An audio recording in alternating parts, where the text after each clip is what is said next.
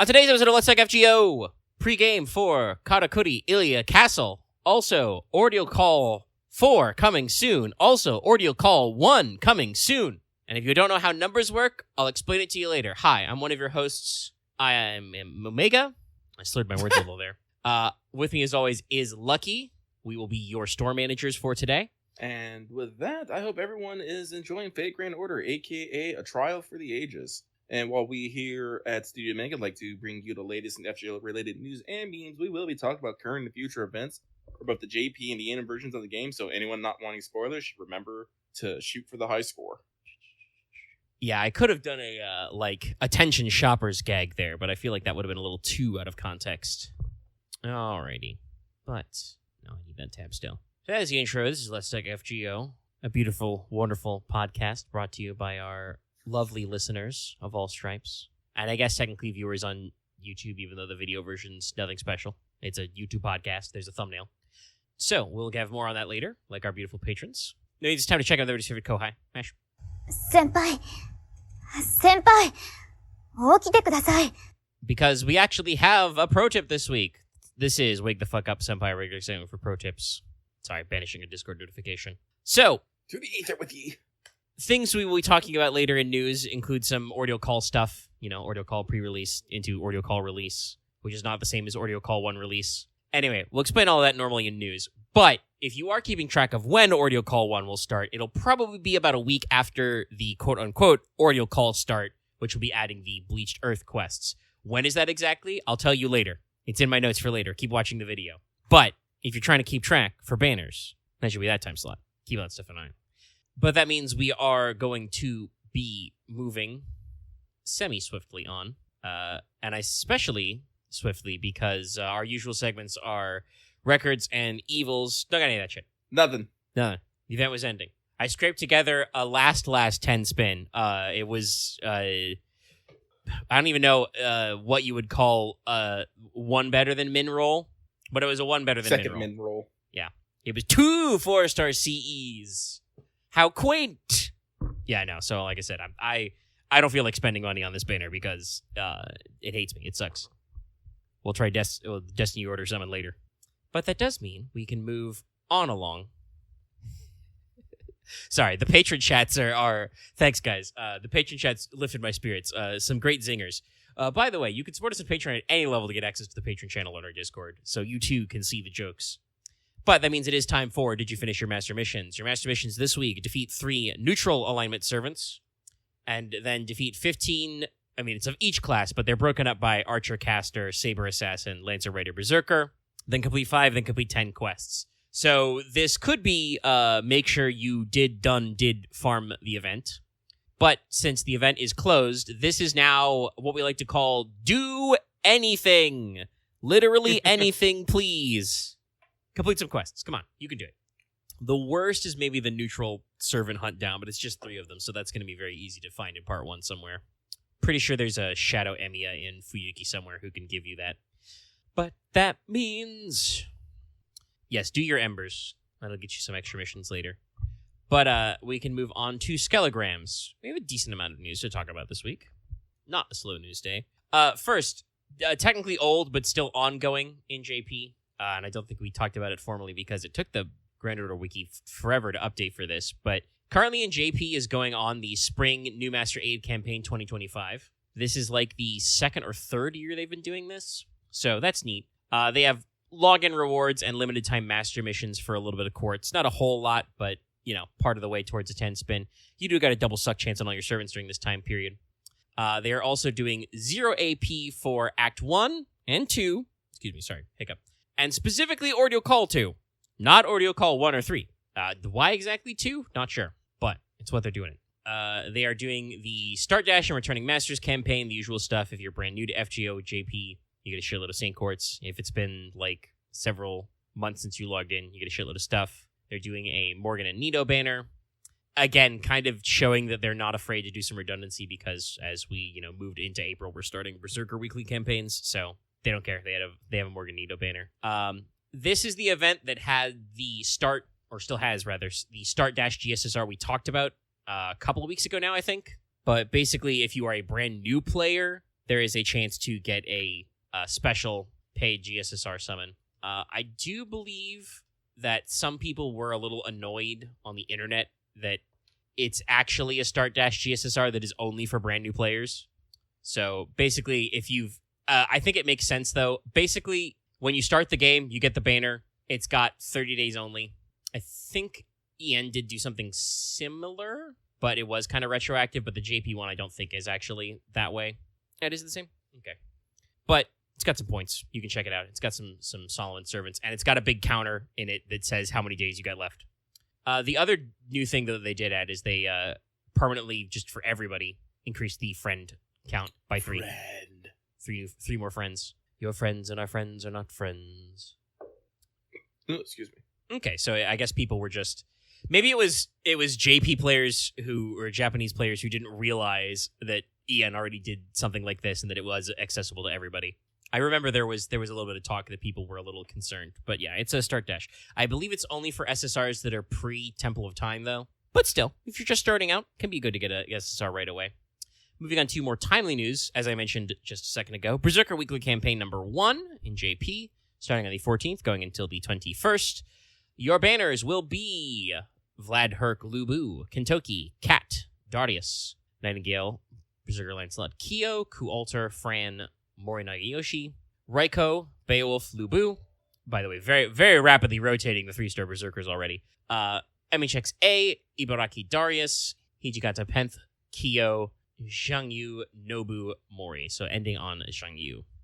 And this has what we like to call the usual stuff. So there will be access to training grounds all the times. There will be extra suck chance. You'll have a little trial quest for Berserkers, so on and so on and so on. Many funny things constantly going on. Which means we're going to switch to some EN current news for a little bit. Some stuff coming out. Most of this pretty fresh because this all happened immediately after the arcade event ended. Also, yes, guess what? Last week I made a correct call. Ilia Karakuri will not start until next week from now, which they clarified earlier this week with an announcement of the stream. We'll talk about that in a second. But we have Pilgrimage Festival Part 2. The Twosand right out the gates. The Twosand. So, this started the 17th, will go on until the 1st of May. Adding to the Leaf Shop, Halloween and Brave Liz, Nobu, and Mixa, Mysterious Idol X Alter. So, not units that are super in demand, though there are a few rank ups with this, but some real old school servants. So, probably good to scratch them off the list earlier rather than later. This is also coming with more logins and missions and stuff for Leaves. More Leaves. Leaves. Many, many more Leaf. We've also got double suck chance, half AP dailies, half QP on enhancement for servants, and double XP for the pilgrimage servants. All the super cool stuff you're looking for. Yeah, we got the login, whole streak thing going on, another 20 days of stuff. So log in on specific days to get lots of rewards, like Saint Quartzes, but also many more Leaf. There's also some limited time master missions, which give you some Saint Quartz, which, as was mentioned earlier, a couple of those want you to do Ember gatherings, so do those. There's also free quests on main story.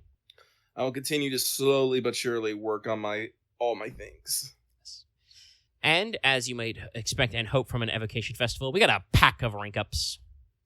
So Halloween Liz, the caster Liz, gets her Innocent Monster upgraded to Halloween Star. So this gives her some funny new haha moves to do. Previously, this was just stars per turn and a self-heal. So we've increased the stars per turn and the self-heal. So now it's 10 to 20 stars per turn for 3. And the heal is no longer 1k to 2k. It's 2k to 3k. All pretty good. Also removes one of the latest buffs from all enemies. So she just has an AoE buff strip, even if it's only one. If you remove a buff, this gives them the Happy Halloween debuff for 3 turns. This reduces their critical attack chance by 10%. And also, this is a huge fucking battery for her because it gives her 20% charge for every enemy you hit with Happy Halloween. So basically, if enemies are buffing themselves, she gets a huge NP juice up to 60%. In addition to the fact that, remember, she already has a 30% battery on her upgraded Encore, which already is out. That's her first rank up's already out there. And that's the one that gave her Spreading Fire, yeah. So just gives her some more funny work in a team. Lots of longevity with a self-heal and 20 stars per turn for 3 turns. This also is still on a 5-turn cooldown, so she's getting 3k health back every 5 turns. Pretty solid. Yes, also, Patron Chat's brought up. If you do have a 6-man wave, if they all have buffs you can steal, it can be 120%. It's not capped. It's just 20% for every guy. And it's flat, so it doesn't matter if you've skill leveled her already. So that's very funny. Brave Liz got an NP upgrade. This is the very funny one because it makes her Noble Phantasm no longer rank B. It's now rank V. Which I always thought was cute. So, first of all, it means that her damage multiplier is going up, which again, because you're getting a free NP5 on a Buster, that's pretty good. It was already fairly decent at that, being a single target and dealing defense-ignoring damage.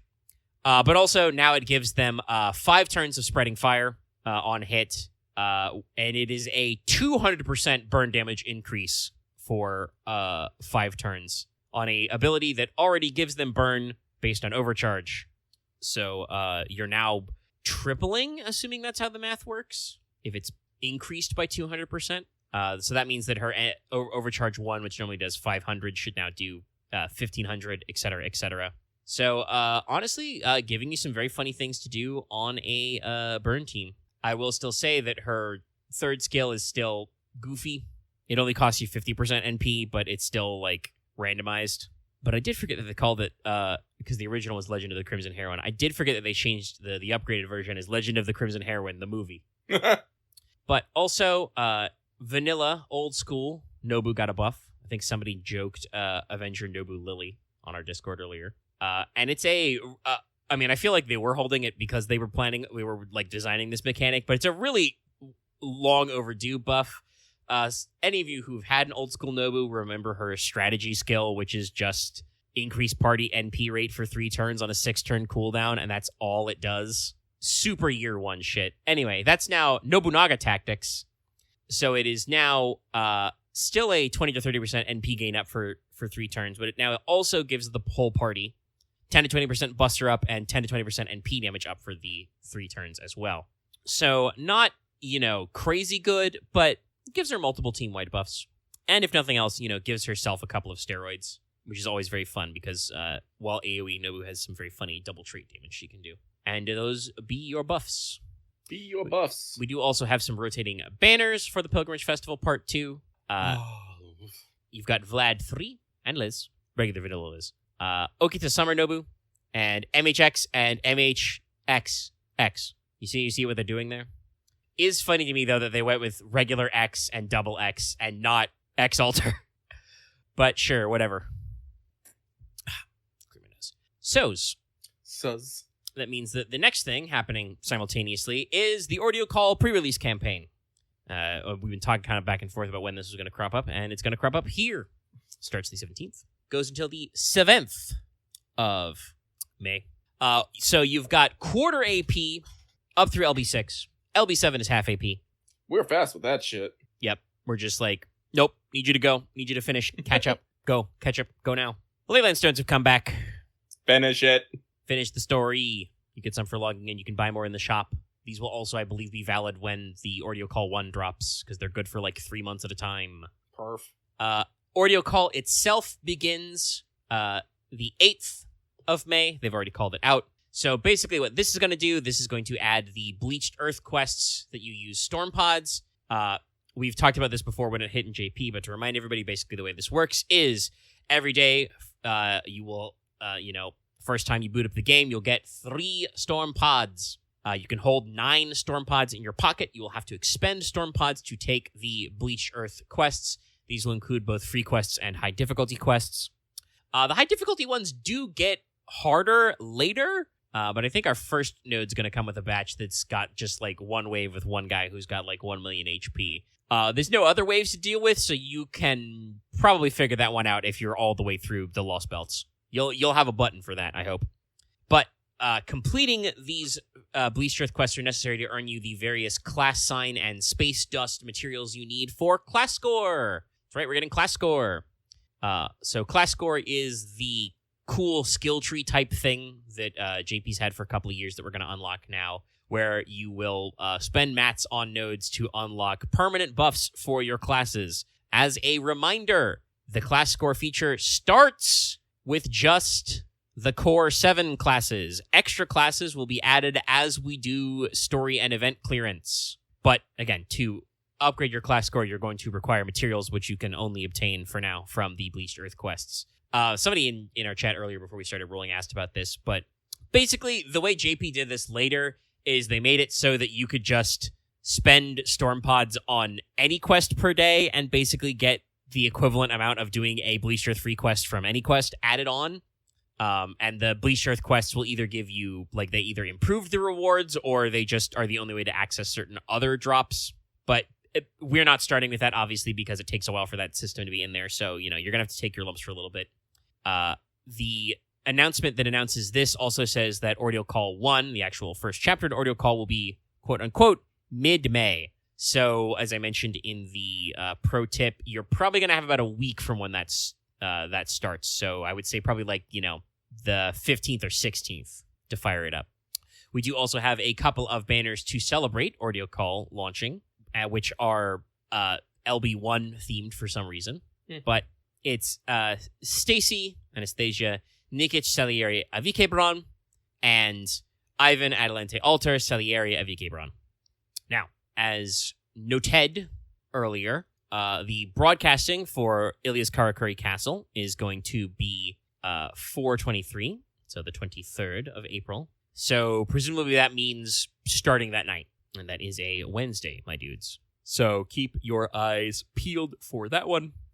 Also, speaking of story chapters, JP has gotten confirmation on Ordeal Call 4's date and also its name. Ordeal Call number 4 will be Humanity's Judgment Trial, Trinity Metatronius, starting the 30th of April.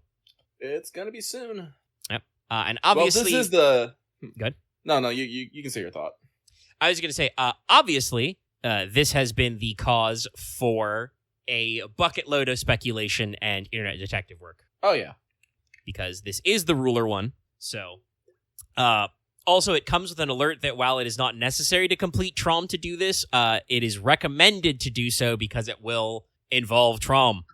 Obviously, there is, Ruler Moriarty involved in that story as well, but also Ruler Sherlock Holmes. So, speculation number 1. Hey, chat, did you know, when Ordeal Call 4 drops, it will have been about 3 years since Trom came out. If you don't understand the significance of that time frame, that's about how long it took from the final problem to the return of Sherlock Holmes. So, everyone's obviously thinking about that one. But also, there is a logo for Ordeal Call number 4. Yep. And, obviously it involves lots of angelic wings. The obvious thing people have been drawing attention to is that it's not a one-to-one match, but it kind of resembles how the command spells for Fate Prototype were drawn up. Obviously, a lot of people are comparing it to Monica's seals, but it's not quite those either, so I think it's just generally kind of angely inspired. Angelically inspired, I guess we say. Like, I wouldn't be surprised if it's a prototype nod. Prototype command cells were all wingy as fuck. Yeah, and they're, named after ranks of angels and shit, so... And also, we should mention, always has supposed to have been about the Beast of Revelation, so, it's always been kind of a cult in that way. But also, the logo kind of resembles Jean's extra command seals in Apocrypha. So I wouldn't mind getting some more John time. Honestly, all this stuff I think lines up. We're talking about, humanity's judgment trial, on trial all this, rulers are adjudicators, etc. A lot of people joking, it's going to be an Ace Attorney episode, and Dante's going to be our lawyer. Dante being a guy who's been through hell, purgatory, and heaven. No. We're gonna be our own lawyer, and Dante's gonna be our assistant. This would also work, yes. Yes. We gotta self-represent, baby. Dante would be a perfect advisor to do that as someone who has been through, as I said, hell, purgatory, and heaven. He would know a lot about all that stuff. But also, I think just people being like, "Oh my God, it's been 3 years. Holmes will come back." And also, it looks like John's command seals. I want to be I kind of want to grab people by the head and just gently shake them and say, yeah, no, duh. It's the ruler one. Even if it is a fake out, it should probably involve addressing some of our major characters who have been rulers, which I think in story, the, like, biggest rulers we've dealt with are, Holmes after his class switch, Jean, probably could throw, Clown Moriarty in there, and then I think the other biggest one was Qin Shi Huang, though I want to see if the Ordeal Calls want to take a whack at us for summoning Lost Belt Kings, because that shit's a little crazy. I don't know. I think Amakusa's up in there a little bit. That's true. Amakusa is... Well, we did fight the evil Amakusa in Shimosa, but he is a strongly recurring event character as well. It's true. Like I said, and of course, we're always going to be getting a couple new characters, so... Again, like, I still think we're probably going to be in some sort of hell-like location. Even if we do use trials, like I said, Japanese hell, with King Enma. Who knows? Maybe we'll finally get that more adult form Benny Enma. Be a good time for it. I also want to say, I think your notes about possibly about hell are not wrong because, they're calling it Trinity Metatronius, so three worlds, 3 books kind of a thing. There'll probably be at least a little hell involved. But yeah, no, like I'm fairly certain the Ordeal Calls are not like universally spec'd. Like I don't actually think the alter ego one like dived into every single alter ego we know, but it did involve some Sakura stuff, I think, which was pretty prominent. I think that's like the most important because I don't think alter ego really came about until we had the Sakura 5, if I remember correctly. Yeah, the alter ego class stuff was all introduced with Seraph. I'm pretty sure was the first time we got playables. So like there's stuff they could do with some of those characters, but it really should be about Sakura 5 and other related stuff.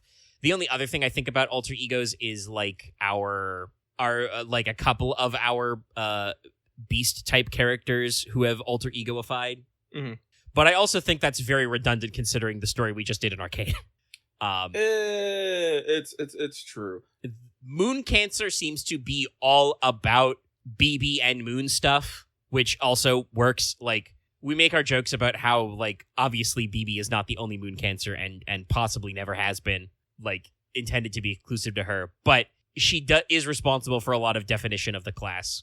I also think there will be some points that go back to our friend Archetype Earth as well, but BB obviously is like super front and center. But if I understand like id correctly, Ordeal Call 2, that really did involve a lot of like parading our Avengers around. So the Trinity Metatronius sounds like it's probably going to do that.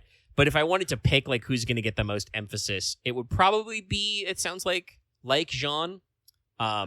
Oh man, no, now that I think about it. Sorry, like I've heard like the rumors about Sherlock and whatnot, and I'm keeping my peace, I'm keeping my peace about it because honestly, I don't know. But like it would if we are being put on trial, what better help than we could ask for than, world's greatest detective Sherlock Holmes? I know, right? To solve a mystery. Writes itself. It really does. Like I said, I feel like I've talked about this before, where I feel like the setup before, Holmes is the traitor, Holmes is a sleeper. That playing that straight felt too obvious to me for them to do it, and they did not do it straight. They foreshadowed stuff, but also there was enough complexity in Trom. Everybody go play Trom, it's important. For them to get away with some complexified. This feels kind of like the reverse, like it's been 3 years, it's the ruler chapter, they literally put out a warning that they're going to talk about Trom story shit. Like, Trom actually has a lot of rulers in it. Like, you've got Moriarty, Johanna, and Sherlock. So, like, makes sense. Sorry, I'm just thinking about it. That would totally just be in, like, fucking, like one of Holmes's like secret skills. Like if he dies, he can always come back 3 years later or something. Ugh. Yeah. Well, people are wondering about if Carl de Gross will show up because he's supposed to be a ruler, but I would like to point out he's not in FGO yet. They could do that as a Trom callback as well. Yeah, I'm about to say, Charlie has mentioned him because Charlie did specifically say that it was his adult self that kind of. Well, how did he phrase it? He said that it was his older, his ruler self that allowed him to be manifest. Yeah. Which is why specifically, and I think it's only the Chaldean version has his third ascension. that does kind of imply that like they weren't planning on having Carl the Great show up, but also it has been 3 years, so we could work that out. Interesting.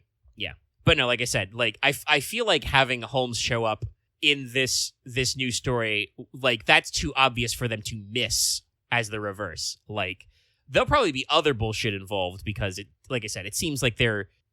Oh, how should I phrase this? I think there's a reason why people are looking at this and like all the stuff they've mentioned, and they're coming up with so many crazy theories. It's because the FGO writers are casting a very wide net. But Holmes specifically is like, I mean, much like how they were setting up, like, ooh, could it be Holmes was the traitor? Every time we think about him in the current story, it's always like, well, you know, he could come back. He went over the Rickenbach Falls. The whole point of that is that he comes back after that. So, also, Holmes coming back after going over the falls would be like the ultimate thumb in the eye to Ruler Moriarty. I'm sorry. I'm just like, Ruler Moriarty's just like, what? And Arch Moriarty just, you know, licks his thumb, turns the page, and goes, yep. Yeah, I know. It's just like, told you so. You were way too overconfident about this shit. This guy's fucking bulletproof. He's got plot armor. How much money this guy makes? Yeah, no. And yes, we do have obviously our new character who's out there. Which is another thing that, like, I don't know for sure if we'd go so far as to have a beast appearance, but, like, you know, once again, there's always the 5 question. But, skipping the 5 question, if we needed a time to fight 6G, the last ordeal call before the big finish is probably the time to get it in there. I already have this gift starred. Perfect. No, it's like, it's one of those things, like, beasts are really, really weird in lore-wise, because, like, we've definitely talked about this, like, the beasts are, you know, are supposed to represent the humanity's 7 sins, but not the Christianity, 7 sins. Those were, you know, forgiven by the Savior, you know, as he died and descended to heaven and whatnot. I forgot how Nasu described. It's like the 7 sins we can't escape from or something. I can't remember. Yeah, something like that.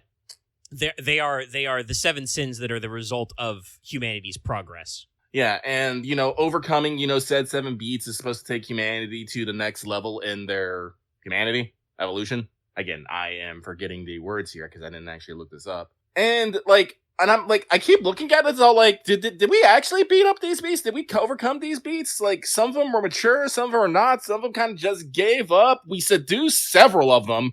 It's like, is that in the rulebook?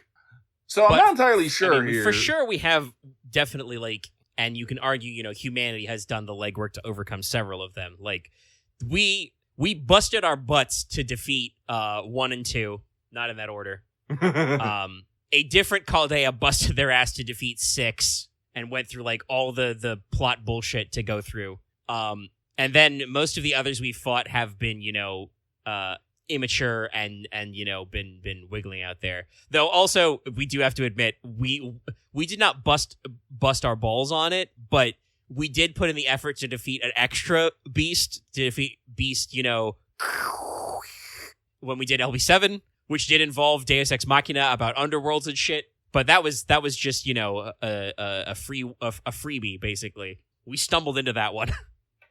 And I'm gonna be honest. You know, so I'm actually curious if, like, us defeating, like, the 7th beast and, you know, overcoming and, like, reaching, like, our next step of humanity is, like, ever actually gonna be a plot point for, like, us particular. Because, like, if you consider about it, like, we don't got a lot of humans doing stuff, so we could, like, theoretically be, like, part of the small group that ascends to whatever the next level is, as the rest of humanity's been kind of just, I don't know, chilling. Like, I don't know. Yeah, we don't know what they've been doing inside the ball. The ball. The orb. Ponder it. The sphere. We can make some. No, so I am excited about OC4 because I feel like they are actually going to maybe talk a little bit more about, like, I think this is going to be a great time to talk about, like, rulers and whatnot. Yeah, rulers and whatnot. But I think they actually might give us some more of the macro scale info we may need to fully understand what's going on. Yeah, I've talked about it. I'm not getting into that because that's for later discussions. But despite it not starting as the story chapter, like, I suspect that Ordeal Call 3 was added because Nasu had a lot of world building rules he wanted to fucking jot down. So, like, that one's gonna be number 3. The Moon Cancer one is gonna be like a huge, like data dump about stuff we've actually been fucking wondering about for a while. So I am kind of curious if this will be in there. The other like really interesting thing is the fact that they use the phrase like Metatronius, and like Metatron is a word that is like got a very open-ended etymology. No one is exactly sure what it's supposed to be, but usually interpreted as, you know, the voice of God. And so that could actually be another thing, because big G, capital G God has obviously some lore, some lineage in the Fate world. You know, there's Solomon's obviously like a huge figure. We try to do some bullshit with the Ark of the Covenant in Okeanos, which does actually like have some positive use, you know, and obviously Revelation is supposed to be like a key part of that. But also I feel like the force of the Abrahamic God is not really well addressed in Fate, unlike, say, oh yeah, Greek gods, giant spaceship robots, combining space mecha. What? Yeah. Well, it might be like they might have done like giant mecha gods to kind of separate them from maybe more natural homegrown grown deities or something, like what Big G probably would be. Yeah. Perhaps. So there's like still some I don't know. vibe out there. I mean, it's funny. We know a decent amount about like the like mythic structure of the world of Babylonia, but other than Tiamat, none of the Babylonian gods actually show up like fully in person in Fate. Like Ishtar and Ereshkigal are through vessels. You've got Doomsweed, but he's hiding as a sheep half the time. Shit like that. Those guys do seem to be also more kind of like native, like if you want to get into like the you know semi-urban fantasy world building, Tiamat is supposed to be like the culmination, the kind of like personification of just the primordial soup forming life forms. Mm-hmm. And so all things, you know, come from the sea sort of a thing. Because, like, if we think about it, like, the South American gods are also kind of, you know, they also come from space, kind of. Yeah. So... They technically, it's a little more complex because they're kind of like, they're made of kind of like the bridge between humans and space, but it's still very space-based. Yes. Space fungus. Space fungus. So, I'm assuming that Big G is probably, like, a natural, homegrown god or deity. Well, and I mean, there's, not to get too into it, because people may be feisty about it, but the name Yahweh comes from like even older pantheons than Judaism. Like there's older Middle Eastern religions where that was just one guy, and then we were like, maybe there's only one guy. Let's pare that down a little. And that has a lot of relationship with like how several other Middle Eastern deities have ended up as, you know, demons. Baal of the Carthaginians, you know, the Phoenicians is another one that's kind of like, yeah, if I say the word Baal, you're like, oh, that sounds spooky. He's probably just a guy. Though the Carthaginians may have done child sacrifice. That's one where, like, we're still not sure if the Romans were just making that shit up. Which is tough, because like usually the shit, Romans okay? were making a lot of shit up. They like talking shit. These days, I think historians are reasonably certain that the Celts probably didn't literally do the Wicker Man thing with humans, probably? They did do it with animal sacrifices. But also, if the Celts specifically stuffed a couple Roman legionnaires into some Wicker Man suits because they were tired of these guys, who can blame them? Who could be upset at them? But as Lucky said, the Romans loved to shit talk. They were masters of the rhetorical shit talking. Sorry, I'm thinking of a line from I think it's from the first. No, actually, I think it might be from the Second Carthaginian War that we built up. But they sent a senator and a diplomat over to Carthage, and he said, "In the folds of my tunic, I hold both peace and war. Which one should I let drop?" To which the Carthaginians apparently replied, "Whichever you prefer." And guess what? The Romans were like, "All right, it's time to fucking fight." And then they were like, "Okay, war it is. All right, big guy." But yeah, the Abrahamic God is kind of like nebulously defined, despite the fact that there's, you know, a church with lots of spooky Gothic Catholic trappings. Jeanne is like a major character. Jeanne d'Arc is supposed to hear the voice of God, you know, her revelations and stuff. And I believe in like, I think it was in like Tsukihime, or it may have been in Kara no Kyokai. It's like old lore that technically doesn't line up with later appreciations, but it was suggested by like modern characters that Jeanne d'Arc may have been hearing the voice of the counterforce, But like I said, I'm pretty sure that's from like even pre-Fate Stay Night conversations. So should not necessarily be taken as literally true. It was just some characters like spitballing. But like I said, there's some interesting room in there. So like I am kind of curious, bringing in, the Metatron, the Trinity, rulers, lots of stuff going on there we can examine. It's like we don't know what's going to happen, but we will see. Yeah, we'll see in just under 2 weeks. By 2 shows from now, we'll have at least one banner. Exciting. Yep. But that does bring us to the end. And we have been going for about 45 minutes raw, which I kind of figured talking about the new Ordeal Calls would, just as planned. Mwahehe. But that is the end of our news. Alrighty then. Then with that, it is time for this week's Let's Talk FGO Mailbag, the segment where we read what you have to say and comment accordingly. Let's get one last refresh here on the page. And we got six lovely comments, and we'll get through them all, starting from the top right now. This first one comes from Monster Girl Aficionado, who says, Dear Omega and the Grocer, Lucky, no question this week, just sending good vibes, wah wah wah wah wah wah wah, and wishing you well. Keep up the great work. Thank you very much. Thank you for calling me the Grocer. We'll explain that one in a little bit.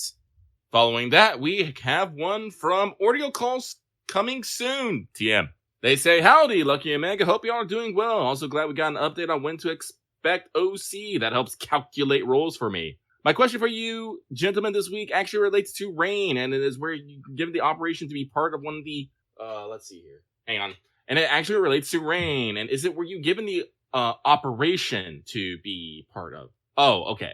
I'm sorry. I guess you're supposed to see option, and operation just throws me off here. I will autocorrect as I headbutt my mic. Bonk. And were you given the option to be part of the other noble houses or banner houses, or, would you do it, or are you full diehard? It has to be with the Logie family, ride or die, or just a curious pondery I had over the week. Did you type this on your phone? Yeah, I'm looking at it. I'm trying to parse. I'm like, we could use some extra commas here. I have the gist, though. So I'm assuming what you wanted to know is that when we started Rain, you wanted to know if we were ride or die for specifically being the Logie house, or did we have the options to be to like start as a banner house or something else. So as I understand it, Omega may correct me on this, is we were always going to be part of a high house. That much was for sure. Omega had a very specific vibe he wanted us to do, and he wanted us to do as we say, a Noblest Oblige game, where we, in a noble house, have to deal with other nobles and, maybe world-ending threats. Us being part of House Logie just came through from everyone's kind of desires, coalescing. Like me, specifically, I wanted to be a northern country. I wanted to be, snow, ice, maybe some like volcanoes and stuff. That was me. Axe very specifically wanted to be more smarty pants, smarty pants. Aaron wanted us to be monster hunters. Dallas, I don't know if Dallas or Lost Dallas actually didn't really get any input because he joined like 6 months to a year later. That's true, and Loth didn't necessarily had that as well. So we had basically technologically advanced Northern Warriors as our overall, and Omega took that and went, I see. All right, so you boys are really good with steel. Use that steel to fight Monstrum, and you're kind of stuck in the north where there's a lot of Monstrum, and you hang out with these Iron Demon boys who gave you the secret to steel and black powder, so you have guns. We're like, rad. Yeah, that was another thing that came out in the theming is the time frame of Rain is very ambiguous, as historical fantasy often is. But the way it is kind of framed up is that we've got somewhere between like anywhere from late Renaissance to like pre-Napoleonic, what would technically be Age of Sail type technology. So, it was like, okay, so you guys are from the north. We could do like, I think Aramie have singled out like lens neck type aesthetics, for Zweihander and Arquebus. It's very Germanic. So like that kind of, worked out there. And we all set it up, and yes, we started associating trends. Yeah, in Patreon chat, the person who wrote this is saying they were thinking more that like, which I thought this is what you were going for, but like I said, it's hard to read the commas. Now that we've done more world building, are the crew, or rather, guess you and me specifically, like, die hard for House Logi or be interested in seeing other houses, kind of POVs. I still think that technically what you said may answer this question, but feel free. No, I'd still probably want to be a House Logi, even seeing everything else. It's like, I think probably the only other house that I actually probably want to start in for, maximum trauma is I'd probably start in House Hot Troy, the royal family. But like be in House Hot Troy, but like be like fucking like 5th or 6th in line.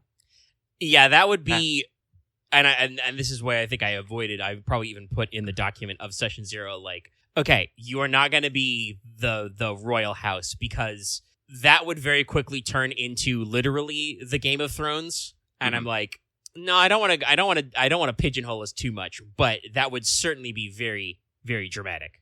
Yeah, no. So like, but no, other than that, no, I like being House Logi, like genuinely. I like our vibes. I like our Silver Tower. I like our Dragon's Eye. I'm slowly learning the names of everything else. Like you should we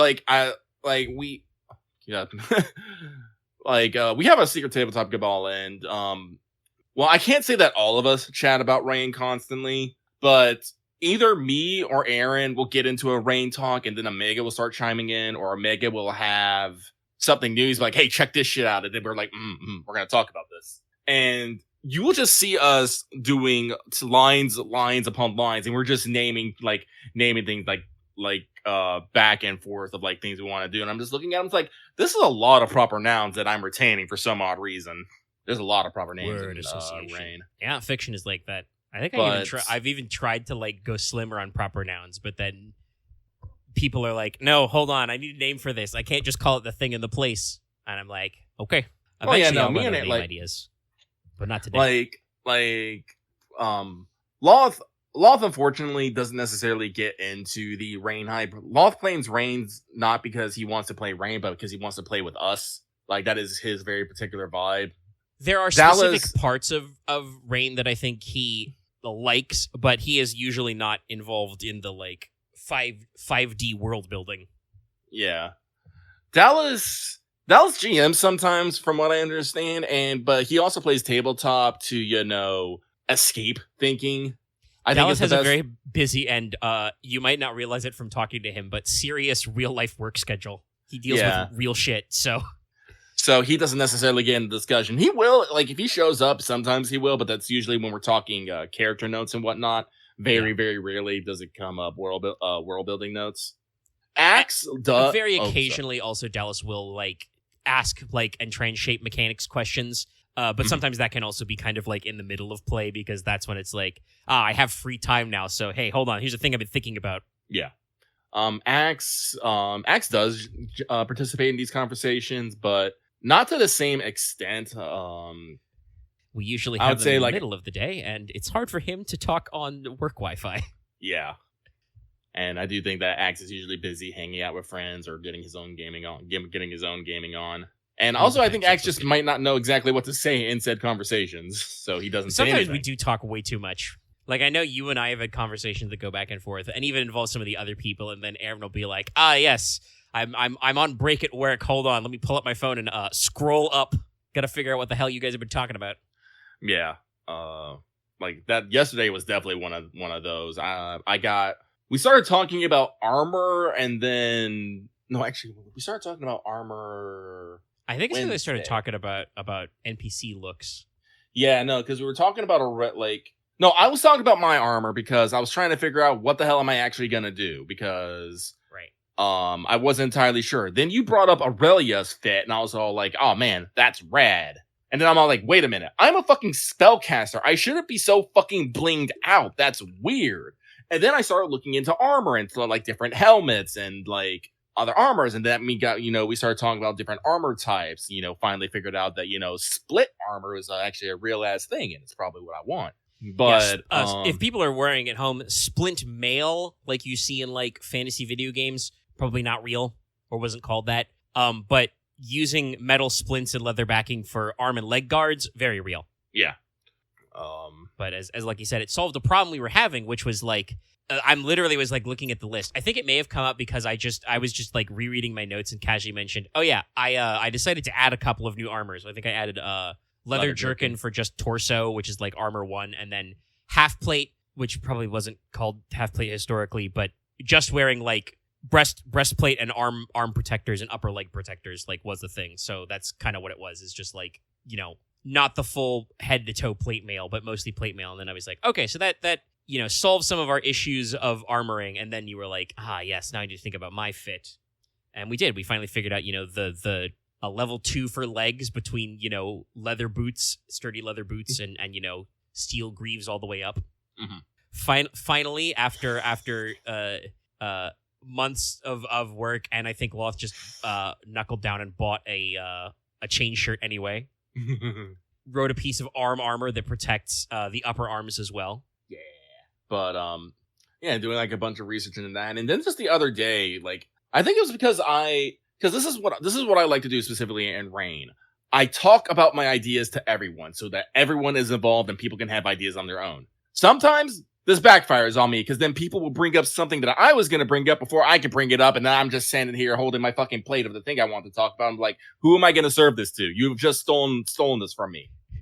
Well, in fact, Omega did this to me a couple weeks ago because I can't remember what it was exactly, but I was going to bring up something, but then Aunt Yebel got to bring it up before I did, and I was all like, son of a bitch. I can't remember what it was, though. It's not that important. But she was just in the middle of her NPC box text. Yeah, and I'm just all like... This is a thing that does occasionally happen, where just like, I have realized something going on in the background and not mentioned it yet to the players because I'm just like, all right, I will bring this up organically when a character in the world does it. By the way, this is my answer to the question of like, I get to steeple my fingers and go, mwehehe. You see, that's my secret, Captain. I'm already working from the POV of all the other houses. I always got to think about what the fuck is going on with them and what they're doing next. Oh, excuse me. Gesundheit. You make sneezes. No, but I think we'll save Rain talk for later. I will say this week we will not be playing Rain because this weekend is WrestleMania and Dallas wants to be a part of that. And although I am slightly live event. Yep, I am slightly disappointed, but I cannot fault him for wanting to, you know, go out there and do stuff. You know, we talk a lot about how scheduling is a bitch, and it's like, no, like, if you have an opportunity to go to, like, limited time live events, that's important, yeah. Like, I'm not going to say a lot of stuff, but you know I would be telling you guys, like, if I did actually get to go to, like, a convention or a show or something, and it was on Rain weekend, I would be like, first of all, you should know that I would have fought my hardest to not have those overlap, but secondly, I would be like, no, I've got plans. You know, for once, it happens. But yeah, we'll do a Rain upload sometime in the upcoming week, but it's not crazy pressed because we're not recording a new one yet. Yeah. But we are thinking about stuff. I think specifically part of the conversation yesterday at some point was, I mentioned to the boys, I'm just like, okay, I went way deeper in the hole than I was planning. I hope you guys are ready for lots of exposition if we go to that Temple of 1,000 Candles. Because, like, I was originally planning on it being a significant, like a notable story beat, a vignette of at least a couple of paragraphs, but it hit that point where I'm like, okay, I need to give you guys something concrete. I can't just keep jerking your chain, because technically Leslock has been hunting this thread at least since Tron, and technically I think, like, I've been laying out, you know, starting leads to some of this stuff, like, possibly even as far back as the start of after the time skip, you know, the Loki's Labyrinth stuff will technically loop back to this, so it's like, no, I need to give you guys some fucking concrete exposition. I need to give you the next stage of stuff to chew on. So it ended up being a lot more meaty and expositional than I planned. Oh, that's how it be. Actually, do we just want to go all in on the fucking Rain talk right now? Or do we want to save some of it for later? I mean, we can talk about it right now. We are technically like 2 into a mailbag, but that's okay. We can talk about Rain. I don't care. What's formatting? I'm trying to incept more of the audience to listen to Rain. It's true. And honestly, we don't have that much of a back half. I'm gonna be real, guys. Yeah, it's funny, but it's not super deep.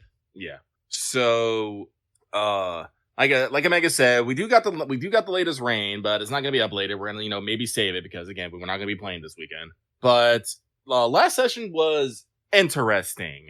Not interesting because we did something good or funny. More interesting in that it is kind of highlighted our foibles, for lack of a better word. I can explain this very easily to anybody who has ever played a tabletop game before. Despite being like 41, 42 episodes in, this is the first episode where the crew was seriously without training wheels, attempting to engage with the company mechanics. So, that's the beauty of Rain. Yeah. They have a company. It's got stats. It does stuff. It's very good.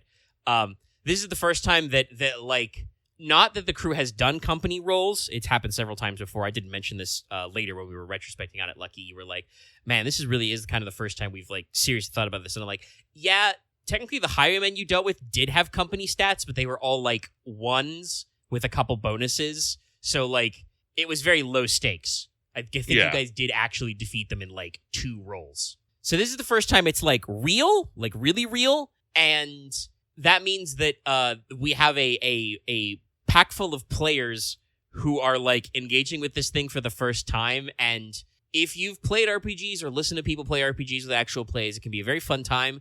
But there's a reason why there's jokes about D&D players and like closed doors. Like you pass players, not player characters, but players, an open-ended problem where they don't know what all the unknowns and the risks and shit are. And that's how you get sessions where you spend 3 hours like figuring out a door. What if there's a gun behind the door? No. Now, me, I think I'm generally fairly comfortable with company actions. Like I said, I've made like roles and whatnot before, but through my own selfishness and greed, I'll say I was not forward and center with the rest of the guys on making these company rules, and so I did not necessarily go out of my way to lead them forward, because this is one of those things I talk about I often. If I'm given half a chance, I will just take charge of the scene and push forward. And I don't want to do that constantly because, other people need time to, get stuff out. But this kind of shot me in the foot, because when I let people do that, their ideas was to go, well, shit, I don't know what to do. Or someone else to go, I'm going to go do this thing that's going to take us from macro time into minute time again. I'm just all like, son of a bitch. Yeah, I mean, we had a couple of concrete stuff, but we should not say that you are blameless. I think you were the one who pitched to the guys the idea of like, man, we really should try and figure out what the other company's stats are. Well, yeah, no, I tried to give them guidelines and I tried to give them ideas, but I think the problem is that resulted in 2 lines, no waiting, because it's like, oh, we need bonuses for the roll, but also we want to try and figure out their stats so we know what we're up against, kind of a thing. So yeah, no, I gave them multiple things to approach, and they wanted to do it all. So I was just like, the end result was that 3 out of the 5 players ended up stumped. 2 out of the 5 players were like, I'm not involved in this directly. I'm working on stuff. Yeah. Dallas actually having great comedic timing by just being like, we're in between rolls for the other guys. Hold on, we're gonna make some potions. I make 2 more potions. Every time we're just like, Brad. We're just like, give the good work, Chief. Because this was the back half of the session. The front half of the session was actually pretty good because it was several in and out of character conversations that needed to happen and kind of like character building. And I hope the players and any of the people we have in the audience like Moira, because I feel like she's become my character that I use when the guys are just, when they're being teenagers about stuff, and Moira just comes along and is like, no, you guys, you're being dumb. You should just do the thing. You also use Aurelia for this. Well, yes, Aurelia is the I guess collectively the crew's little sister, who is, she's 16 and angsty. So that is also a great kind of critique point to just be like, okay, guys, like there was a point where a conversation that was in depth and I think needed to happen between Leslok and Logesh, kind of just like talking about their like goals and relationship with each other. That conversation was good, but did kind of hit a point where it was petering out, but neither Axe nor Loth had the capacity to end the conversation. So I just ended it by having Aurelia step in and be like, all right, you guys are talking at each other again. Stop it. You think this, you think this. There it is. Good. Thumbs up. Can I go home now? Aurelia got to be a little testy because technically this conversation started because Logesh interrupted her fencing lesson, which in a conversation she had with Enos later she was actually very keen to do because she felt that she was not performing in combat as cool as other people. Yeah, Enos and Aurelia, and Mora, to an extent, also had a conversation. I think that one went well, although I did kind of stumble through it. Shout out to Mora for having great ideas, though. Listen to the episode. When it comes out, you'll understand. Yeah, like I said, Mora, I feel like, has become my character of just, like, reasonableness, but with a side of just hitting things. Yes. Like, if you guys want to craft a plan of complex political subtlety, Moira's going to be like, I have no idea how to do that. But when your problems can be solved by making swords or hitting people with swords, Moira can just be like, you should just hit it with a sword. No, you are right. We did have a good front half. Although I do think, like, for these conversations, like, originally I, as Enos, was gonna have them with both Dallas and Loth, but I passed them off to Axe, and I definitely noticed that Axe has a very particular way of talking to people. I guess it is. He's much more. Oh, how do I want to put this? There's a way I feel like I phrased it in the session that I don't remember. Yeah, because I mentioned it in the session, but he generally asks questions directly and doesn't push back. Yes, he does. He asks questions directly and doesn't necessarily challenge people on their views. I don't remember. You said something. You said something. Yeah, I'm trying to remember exactly how I phrased it. I think the way I want to phrase it now is Axe, in character as Leslock and a little out of character too, is very direct and point based with his questions. He has usually a specific thing in mind that he wants the answer to. Yeah. Which is, obviously does mean that he tends to get specific answers, which is good. But like you said, I think that's another thing we did not talk about as much in the session is I don't actually know if Axe necessarily takes what people say at face value, but like you said, he will not push back on an answer. So he will kind of like take the answer under advisement, and he does not usually ask clarifying questions. Yeah. And God knows I am the king of clarifying questions. A player character says something in character that I don't fully understand. I'm going to be like, what do you mean by that? Yeah. So I think I probably still need to have a conversation with some of the characters. I just don't want to be coming off. It's like, hey, we need to have a talk. And just someone's like, I just had a talk with the Marquess. I'm just like, I think for Nicola, that still makes sense because the scene with Nicola they had turned out to be more of we joked about it being a performance review. Like it still had some character notes in there, but definitely some of it was just like, hey, you're you've been appointed my court physician. Like, you're not necessarily spending all your time doing doctor things. And a lot of it was kind of Nicola having the mea culpa moment of like, no, you're right. I've had a lot on my plate. I've overcomplicated things. I need to simplify. I'm paring it down. I'm focusing. I'm reorganizing my life. Yeah. But that does not necessarily answer all the character questions. Like, I think Leslock had some.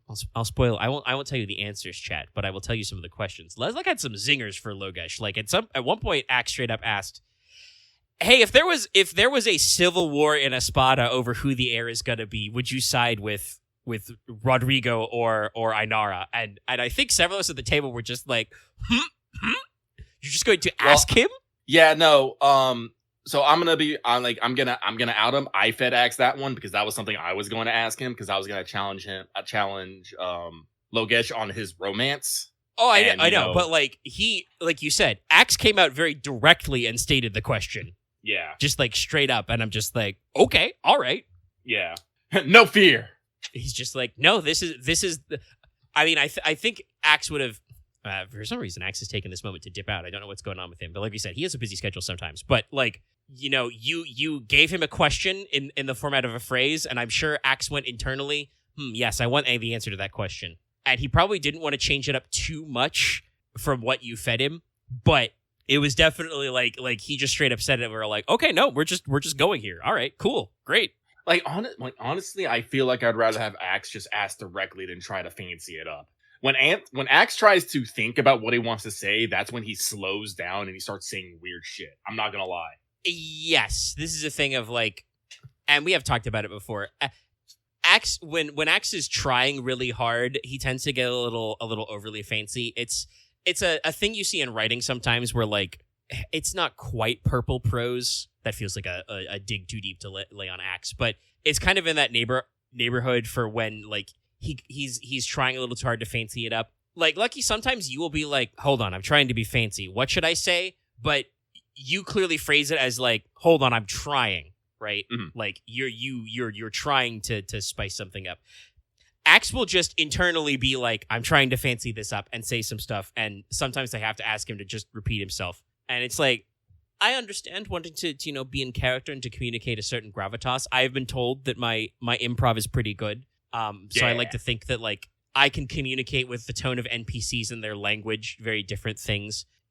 Speaking of characters we just mentioned, speaking as Aurelia, I don't try and go for like a girl voice, but I pitch up a little, like it's a little fancier, so that, yes, Aurelia's talking. And then I used, Moira's in character voice earlier. Moira's just kind of like, around here, I speak in my normal tone, and it's got a bit of an accent, but also it's kind of rougher because she's just like, working class type stuff. Yes, I'm Moira. I'm speaking very simply. You're talking about very complex things, my lord. I only know about making swords and hitting people with swords. So, I understand the I guess, desire for everybody to kind of like raise to the level. But also it's hard sometimes. We laugh because we know Dallas is like, losing his accent, and we all just kind of have to laugh and roll with it because let he who has not dropped his accent throw the first stone. God, I think I have like 2 distinct accents for Enos, and I always forget which one I'm using in the moment. Yeah. Forgive me for not like, immediately busting them out right now. But no, like, so no, I do think I want to go like touch bases with a lot of characters. And this actually got me thinking about like actually a lot of things. Like I think there's a good portion of yesterday where we were just chatting in chat about like things to do and whatnot. And I was just coming to the realization I need to differentiate when I want to have a scene with a character and just talk to a character. Because there's plenty of things that I need to talk to characters about, but they don't necessarily need to be RP scenes. For those who may not be fully caught up, or if you have to say, Enos was recently made Master of Ceremonies for House of Loki, which means he is, the big event planner. Guess what? We have several big events coming up. We have a royal wedding to plan, maybe 2 royal weddings to plan, and maybe even a fancy-ass proposal, if that actually gets brought up in character. And, who knows what else. I should throw some bitch-ass birthday parties. We need to figure out some birthdays. I'm gonna write that down. But, actually, I do think people have actually, like, they've written down, like, the month and the star they were bunned over. So we might be able to figure out some birthday celebrations. I have a rudimentary calendar, so we can at least figure out birth months. This actually is something that's going to come up because I was thinking about NPC design. The way I'm on like the Dramatis, I'm keeping track of ages is by year. I know it's not quite correct, but I would rather update every character's age once a year rather than like figure out what fucking month to update them. But if you guys want to figure out birth months and track some stuff, I should actually double check. I think when I wrote the system, I thought about some of the NPCs' births, but I don't remember all of them. Well, as I said, it's just going to be birth month so we can have parties and events. So I have more things to do. But I was going through my notes of like, all right, who do I need to talk to? Who do I need to send messages to? And I'm just all like, all right, if I try to like individually go and speak to every single one of people and have a small scene, we are going to literally take fucking forever. And then so I was thinking about is like, do I actually need to have scenes with some of these people? And I was all like, I could, but actually no. I could just be like, Enos is going to go talk to the culinary again about the feast and catering for the summer festival. He'll take Erdine with him so he can show off the culinary guild and she can learn something. And that should be it. That's all that needs to be said. I don't need to go learn like the leader of the head of culinarians. I don't need to have talk with Erdine about the food. I don't need to get like start picking like food. I just need to talk and just know that it will probably be taken care of because if it's important, a mega will make it important like when it needs to be. Yeah. Like, honestly, for the menu for Summer Court, that's just...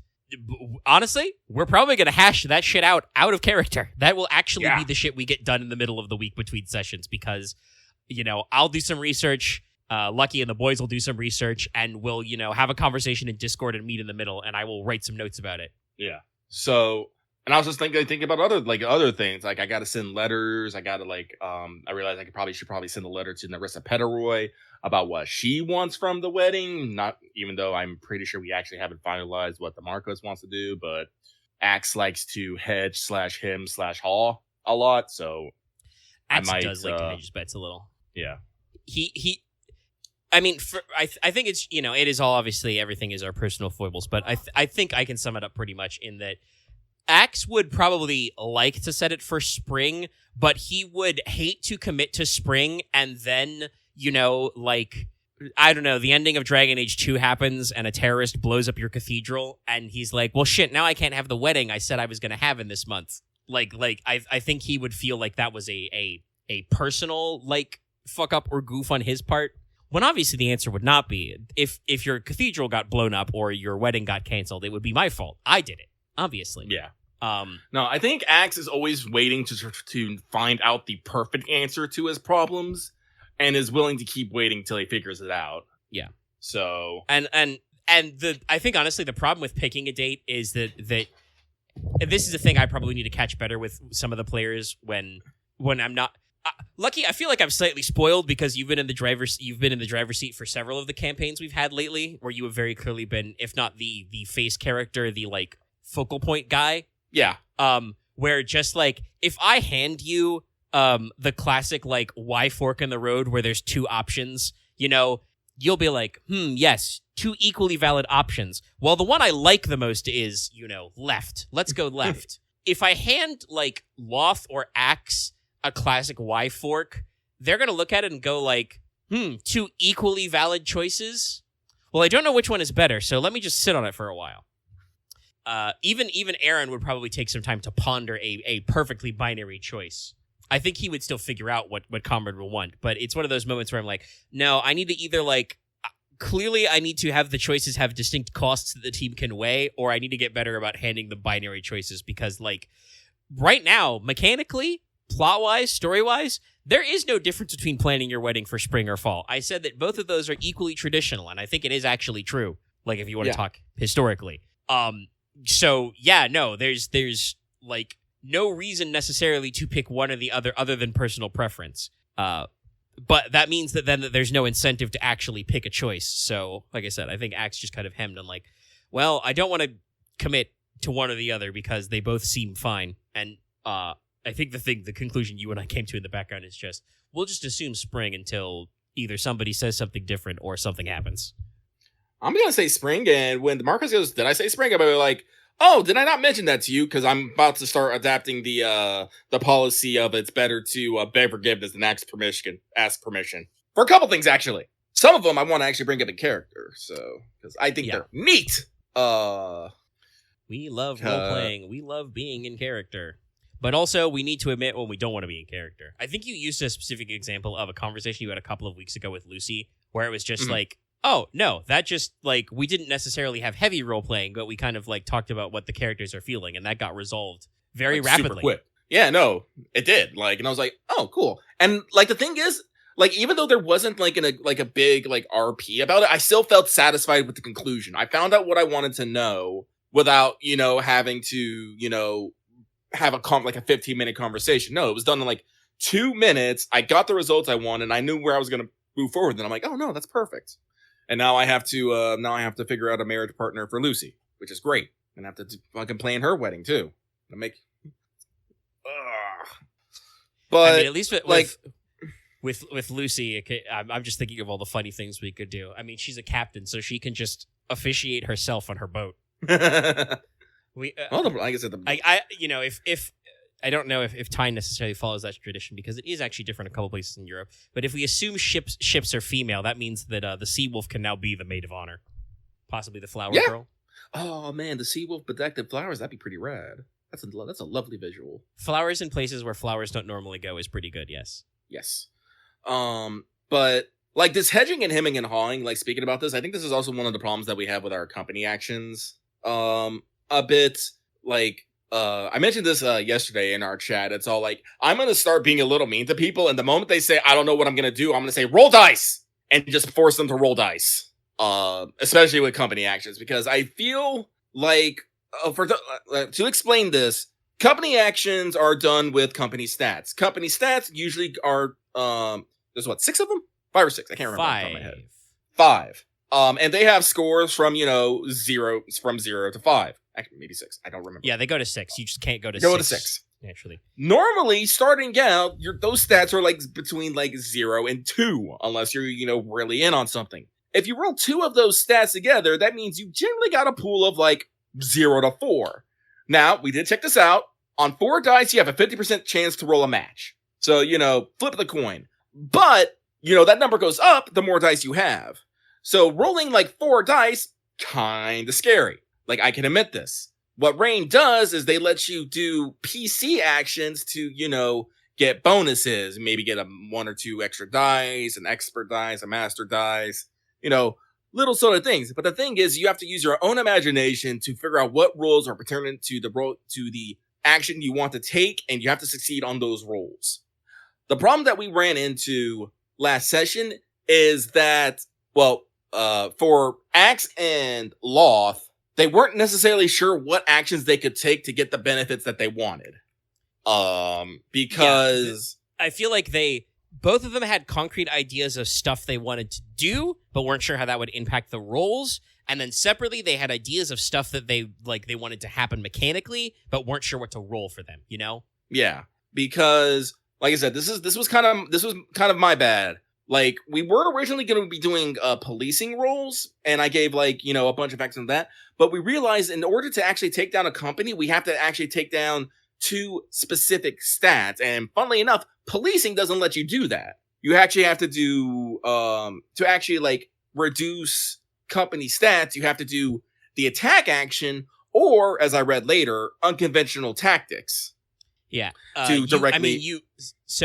And to clarify for people at home, it's a little technical, but policing, if you win policing, you can reduce another company's stats, but it's not the 2 that you need to zero them out. So it's helpful, but it would not bring you closer to the conclusion directly. Yes. So we need to use attack or unconventional tactics. We went for attack because even though it's a little more complex, it is very direct. You basically say, hey, I'm going to attack this stat. I'm going to roll some dice. They're going to roll some dice. We'll throw some bonuses in there. It's good. But then we realized we don't know what the company stats are. So we could be throwing our rolls up against, a strong stat of theirs. And because every time you make a company action, after that action is done, you take a penalty to those stats. So the more you use said stats, the more less effective they are. And so you can't use that stat anymore. So you want to be efficient in their use. This combined with, getting bonuses means that you kind of you have to plan around your action use, which is fine. But this is where we said, I think we got a bit in the weeds about, actions and stuff. And like I said, I tried to stay out of it because I want these guys to, be functional without me. I know it's weird to say it, but that's sometimes how I feel. At one point, I do think I had to bust out and be like, all right, guys, I know you're having trouble. Here's examples of you can do this for this, this for this, this for this, this for this. And I had to lay out a bunch in a row. I don't think they really used any of them though, but and it's because I'm pretty sure at some point I raffled off a couple of the simple examples, or also clipped and shipped the chart from the book for examples of bonuses. And it is one of those things of technically they should be asking me questions, but there were definitely moments of where we were not asking, and then there were other cases where it did not come up. At one point, Loth was like, "Oh, let me use I want to use this ability and financial sophistication." I had to be like, "I'm sorry, Loth, that's not what that specific bonus is for. That is for your company to do a roll to improve their something." Yeah, no, this is another problem I'm sorry. It's I know I don't read the book from cover to cover, but I feel like a lot of people are only skimming over what their things do and not actually paying attention to this. Dallas is like that with some of his. Axe does this for a couple of his. Loth has as well. I think Aaron's usually pretty on top of what his abilities do. Yeah, that's because Aaron doesn't. I don't think at this point anyway. Aaron hasn't taken any esoterics that involve company actions or shit. Yeah, mostly he's respect and focused mostly on martial paths. I think he has a couple of. He has, I think, some pure breathing, might have some divine regimen, but, it's all very simple. Whereas, this was, it's been a long time since it came up, but this was a huge discussion where, Axe was, I don't want to say annoyed. Axe came across as very disappointed earlier that he bought some early levels in that one esoteric that is about increasing sovereignty and was like, oh, why can't I use this? And I'm like, well, if you'll read the fine print here, it says, to activate this power, you must schmooze for a month. And it's well, I'm not gonna be back amongst my company to schmooze them for 3 weeks. And I'm like, yeah, choose to go back home. Like, strictly speaking. I think it's like the 1 point as well, if I remember correctly. Yes, it's the first one, because it starts a whole chain where you, like, upgrade your ability to improve sovereignty and graces and stuff. So, like, it took him a while to reinvest in some of the shit that can be applied at any time, which makes more sense because it is the 1 point. But yeah, I mean, like, I don't think Axe would, because he's usually not an asshole about it. So, like, I don't think Axe would ever go, you know what, I'm the Marquis. We're going home right now. I'm tired of this. But he has that power. So it is one of those things that, you know, get in there. And yeah, no. So it's just one of those cases where, like, the players were struggling to find, you know, beyond their capacity, and we ended up in stuff. And the technical result I think we stumbled on is like, we have a few options, but it's definitely one of those things where, like, they were struggling a little because we're trying to figure out. At one point, you know, like you said, Aaron kind of went like, okay, I want to perform an action to get a bonus on the attack roll and go headhunting and set this up. And I was like, okay, you guys haven't done any legwork to set this up. I need you to tell me what your steps are. And he's like, okay, I'm going to investigate this. Okay, make a roll. And it's like, all right, I find this guy. I want to follow that guy. Okay, make a new roll to follow that guy. You know, and it was clearly going to take a couple of days of time to figure some stuff out. Yeah, no, like, I then went and did my reading again and, like, realized that what Aaron should have done is, you know, grab a couple dudes, do some unconventional tactics, and just, you know, say, I'm going to lead them myself, and just make a single roll to see if he can get the dude. Yeah. Technically, it's, I think with unconventional warfare, it's like 2 rolls, because you have to roll to get away after. It's true, you do. But as a company action, yes, it, like, that would have been simpler. And again, I don't know if in-character combat would have done that, but it would have been simpler to approach as a player to be like, all right, we're declaring unconventional warfare, unconventional tactics. I'm just going to take some lamplighters. They're going to cover themselves in lamp black, and we're going to jump some of these guys in the woods. How many guys? I don't know. We'll see what the dice tell me. Because that is the thing about company stuff, is, like, it's meant to be abstracted and squishy.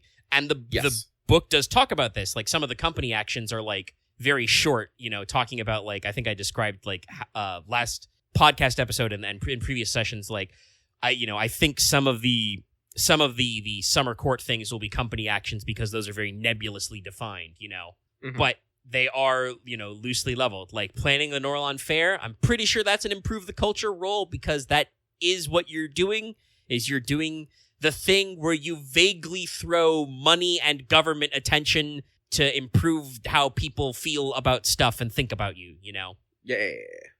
You know, probably planning the wedding, and probably at some point for just, like, maybe for summer court overall will be improved standing, just like schmoozing and glad handing and improving what other people think of you. Yep. And probably you'll want to make that the version of the role where you get a permanent increase to influence at the end. But it makes sense, because if you do summer court well, that will improve your influence, you know? Yeah. So, like, it's one of those things of, like, figuring out the abstraction. It's, like, one of those moments of, like, you know, talking about, like, using attack to attack their sovereignty, right? You can do that. You can attack the stat that represents, like, how cohesive and loyal and put together they are. That one, the book says, that one's weird. You got to think about what you're doing to make that happen, because, you know, that's harder to do, but you can make it work. Using the attack action to just take people's money or territory, easy to figure out how that works. Yeah. Find their buildings, burn them down. Yeah. Like, that's another thing I was thinking about. I was like, we could have suggested burning down the buildings. And I was like, oh yeah, that could have just been another fucking unconventional tactic on their territory. We just start burning buildings and stuff. So I was like, it has me very serious considering getting Sinister operatives in irregular forces for us. Because I'm like, man, I probably like using these tactics. I'm horrible. I know. I mean, also they are some of their assets are really fun, and they're very straightforward. And I've some of your opposing forces may have assetos already to use. And I will say, I think part of this is also because I said there's no training wheels, but it's also kind of training wheels because, like, I kind of said to you guys that, like, I want you guys to figure out what you're doing before I start making the opposition roll against you. Technically, The moment you guys decided that you're, like, gonna hit him, I probably should have had them, like, make a be informed roll to see if they can figure out what you're doing. But I was like, I don't want to, like, give these guys the agita ahead of time. I want them to figure out what they're doing first, and then I'm going to start responding. Well, you also got to be careful, because if they start making company rolls as well, they also start getting dinged on. It's true. I would not want to, like. It's one of those moments where, like, if I overcommit as the GM, then this becomes not a threat at all. If I just have them start making, like, 5 rolls and then they just burn through all their dice that you guys need to hit, all you guys need to do is, like, win one fight, And it's like, well, that's not the point. I want you guys to figure out what you're doing, because this is another thing we've constantly been discussing in character. You guys in and out of character are coming to the realization that, like, hey, there are big forces stacked against us for some reason. There's meaty shit out there we need to chew through. I think, like, I don't know if it was just you, but there was a conversation earlier we were having about, we're constantly talking about magic. We talk about magic all the time. Very fun designs. But, you've been talking recently about thinking you're finally going to bite the bullet and just start buying some summoning. Yeah. Because it's neat and you want it. I want it. But it was definitely one of those moments where, like, you were looking over, like, Rain Dance and thinking, like, oh, that's really interesting, huh? And I was like, yeah, I haven't said it in character, like, pointed out to anybody, but I should remind you guys, in case you forgot, because it was a million years ago. It rained suddenly and mysteriously the night Leofric died, too. That was just lucky that I don't think I necessarily said anything, but I just got the 1,000-yard stare at that moment. Just, Yeah, and I preface this by saying, so yeah, I think in character, you guys are pretty sure. It's not a spoiler for me to say that you guys are thinking along the lines that you have like a pack of witches you guys are fighting. Nah.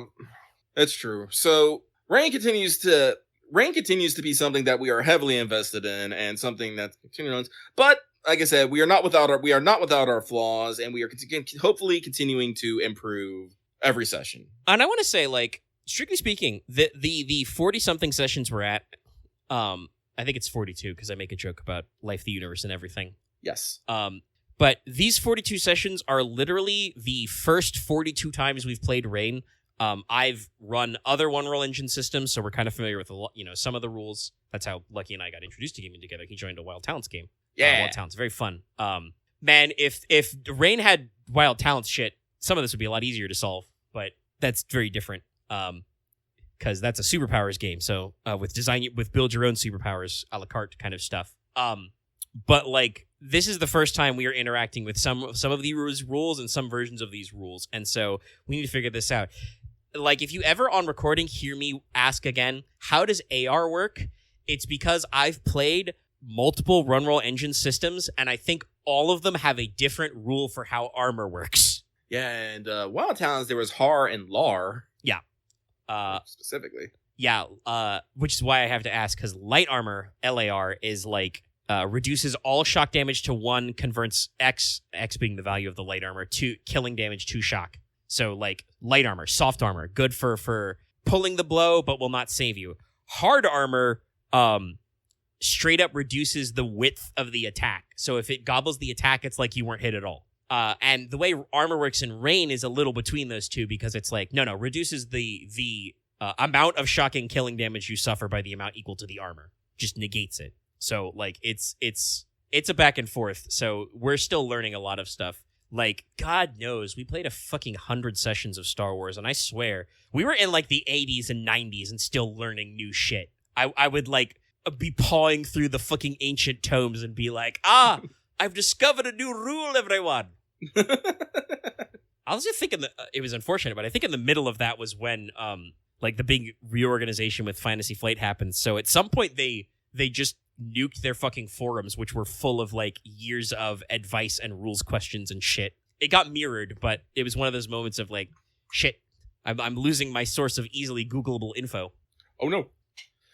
So we'll, like I said, next session we'll try to smooth over the thing that's happening, and I will probably, like I said, I'm probably gonna be a little bit more mean to Axe and Loth about things. But like I said, if they say they don't know, then they don't know. Then they have to either roll dice or quit. Yep, shut up or roll the dice. I think there are several RPGs that actually have that as a rule. It's like you either shut up or you roll dice. So I can, like, no more will I be like, you can do these things. If you can't think of anything, you can't think of anything. That means we have to move on. Like I said, so... And don't you worry, I've been thinking all week about how to... Because you said that like, Enos might have to leave his lair for a couple of days and help solve this. I've been thinking all week about how to set that one up. Yeah, no, well, thankfully, like I said, this dealing with the flat salts is taking several days, and Enos was able to complete this project in 5 days instead of 7. So, yes, and I have a very sick weapon for it. It's no relic, but it's damn close. This also reminds me, I need to get Visions of Earth and take a nap with a sword. That's going to be fun. Yeah. Actually, multiple swords even. Stuff. Yeah. Yeah, it has mercury poisoning. That reminds me, it won't come up for a while, but I should actually write down the rules for the other thing. Really, a secret super special spell? Yeah. I still like Soaring Steel. No, I like that one too. Rad. But I kind of do want to phrase it as Soaring Steel Soul than Soul of Soaring Steel, because that, living metal is living metal soul. Yeah. But either does work. But you guys don't, because Lucky basically has two choices of swords to take a nap with. You guys don't even know. We talked last week about this, but with vision spells and shit, and I'm like, no. We have plenty of stuff to cover for both of these things. Yeah. I was like, I know. See, this is like, oh god, I know. No, we're gonna keep talking about Rain. Here we go. Like, this is my problem. I like stuff. I like getting involved in stuff. You give me a plot thread, even if it's only tangentially related to me, I'm like, nope, this is mine now. Honestly, like, I think that's the whole crew's problem. Like, Loth, I think, is decent about him going, no, I don't have any interest in this plot. I'll pass it up. But even then, Loth has a little of the, like, well, I think Omega's been working on this. Like, all the crew will, like, see me throw out a plot hook, and they're like, oh, shit, I bet there's something cool here. My secret is, everyone, is that, yes, while there is usually something cool behind it, it doesn't exist yet, usually. The fish hook is real. I haven't drawn the fishing line yet. No, Sometimes but it's like there's, you guys know, there's some stuff we've been hitting. Well, see, here's the fucking thing. I'm pretty sure that if I follow the fucking fishing line to, following Argent Light, maybe the fucking Holy Chalice is at the end of it. That's pretty fucking true. Rad. And there are several other things. Like the crew is committed to the Celtasea trip because, like, I've hit that 4 different ways. Like, you guys gotta check out this desert, man. Yeah, we're gonna go. We just don't want to multiple go in the middle of things you summer. can do in this We'll die. Like, no, like, I actually parsed it out. We're busy this spring. We're gonna be busy this summer. Fall, we're gonna be busy. The only time we're probably not gonna be busy is winter, which just so happens is probably the best time to visit Celtasea. Probably. So we're gonna go. If I have to tie up the mark, at the very least during winter, the storm sea's not full of storms. Yeah. But these guys are from the north, so yeah, no, we're used to cold. Cold desert. Yeah, we can bundle up for cold desert. We can't bundle up for summer desert. The guys can't fight thunderstorms and desert heat. But like, you give me something that I find vaguely interesting. I'm like, I am writing this on my list. This is my plot now. I say my plot. It's not always necessarily my plot, but I am someone who I am very driven and outspoken about my goals and desires. Like, I know Aaron definitely has his goals, but like, Aaron is, usually fairly quiet about this. He will just, usually do his thing, make his things. And, that I will, go on and on and on about such things. Aaron's and because the kind of guy, he will very quietly build his list of dominoes or build his Lego set in the background, and he'll poke his head out when he's like, "Hey Omega, I need a new domino. what goes between these two dominoes?" And I'm like, "Hold on." When he's missing a Lego brick, that's when he's asking questions. But it's like like I said, I get easily invested. Like, one of something that has had almost what I want to call a butterfly effect is just the fact that Dallas's character Nicola at one point thought it'd be a great idea to let Enos know that his sister has awakened to, dragon sorcery. God, I don't know. That was like what? I don't know how many sessions ago that was. Like 20. But because of that, Enos has done a lot of research into dragons, which has, put him on, the paths of several different dragons that he has to track down. The corpse eater that might be under the, might in the land of the dead. The one that might be, have turned himself into a human and frickin' is an alchemist. Or, the dragon widow, that was married to High King Wen. And I was like, shit, I love dragons. Also, came apart. This is like, it wasn't directly related, but it was something that I was able to pick up easily is when, I just want to say Aunt Mercy. Fuck it, I'll say Aunt Mercy. When Aunt Mercy gave, Logesh, Argent Light, one of the Chalice Knight's swords, it's just like, what is that? Well, I'm going to Tron anyway, so I can go look this up. And then I'm like, well, shit, there's a whole bunch of magical swords in a super magical cup. I like magical shit. I want it. I'm gonna put that on the list too. I haven't necessarily said that in character I'm gonna do that because I kind of wanted Logesh to kind of pick that up, but Loth is just like, nah, I just have a cool sword now. I'm just like, ugh. I mean, it's not exactly like that, but I feel like Logesh has turned it less into a practical goal and more of a question of like, oh, I was just given a very powerful magical sword. Hold on, I have to go through a character arc about, do I feel worthy of receiving a magical random sword? And like, I mean, and I think it fits Logesh's character. He's got like his unconventional strategies and stuff. Like, this is part of the conversation he had with Leslock, where like out of character I had to be like at some point he said like, I'm not sure about how practical this magical cup thing is, and I just had to be like out of character like, hey, who here remembers what I said about the magical cup? Because listen, I can just say like to Lucky and even sometimes to Axe, I can just be like, hey, there's a cool cup, it's magic, it had dragon blood in it, it's got God's blood in the cup, and you're just like, neat. But usually I'm like, and also according to legend, the cup is special. It does things. It holds, you put regular water in it and the cup never runs out of water, sort of shit. And like, if you drink from the cup, you're guaranteed to get into heaven, that kind of shit. One of which was, hey, if you pour this cup on the ground, it's supposed to bless the land, and that could actually be helpful. Part of this was because another thing that you guys have kind of cottoned on to, there's just a general meta plot thing, is like, I've kind of been coming at you with the vibes of like, hey, the geomancy, the balance of nature and shit is out of whack.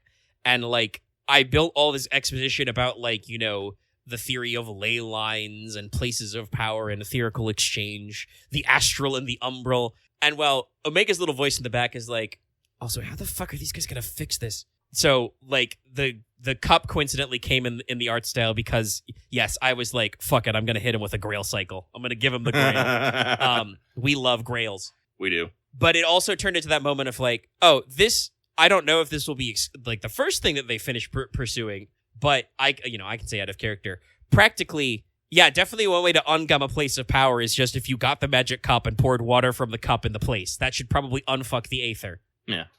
Well, like, and like, this is going to be one. Ooh, coughing. This is going to be multiple.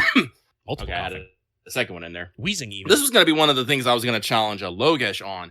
If Logesh didn't necessarily feel worthy on it, but he wanted to do something, he should have just sold the sword.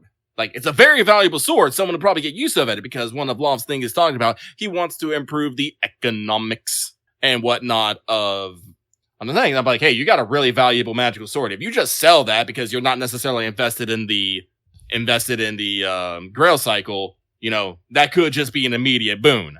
Loth probably would not have gone for selling the sword, but it's something that I could have challenged him on his perceptions of. It's all like, yeah. Because I feel like in character he would immediately go like, oh, I couldn't sell it. It was a gift from, a nice lady. It's important. And then you can be like, yeah, it's important. Yeah. But are you treating it with the importance that it's given it? Or are you just treating it like a slightly cool magical sword? Like, honestly, I'm not even sure Logesh is necessarily treating it like a slightly cool magical sword. He mostly has been thinking about like, I don't know if I want to use this thing yet. Yeah. I got my involved. Well, again, this is one of those things I need to challenge him on. Like, this is like, Axe thinks that I'm like some really good like RP and stuff. I'm not. I just think about these conversations all week.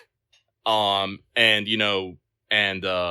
go through them. Like, this is probably why I still got to talk to, Logesh and Nicola about said things.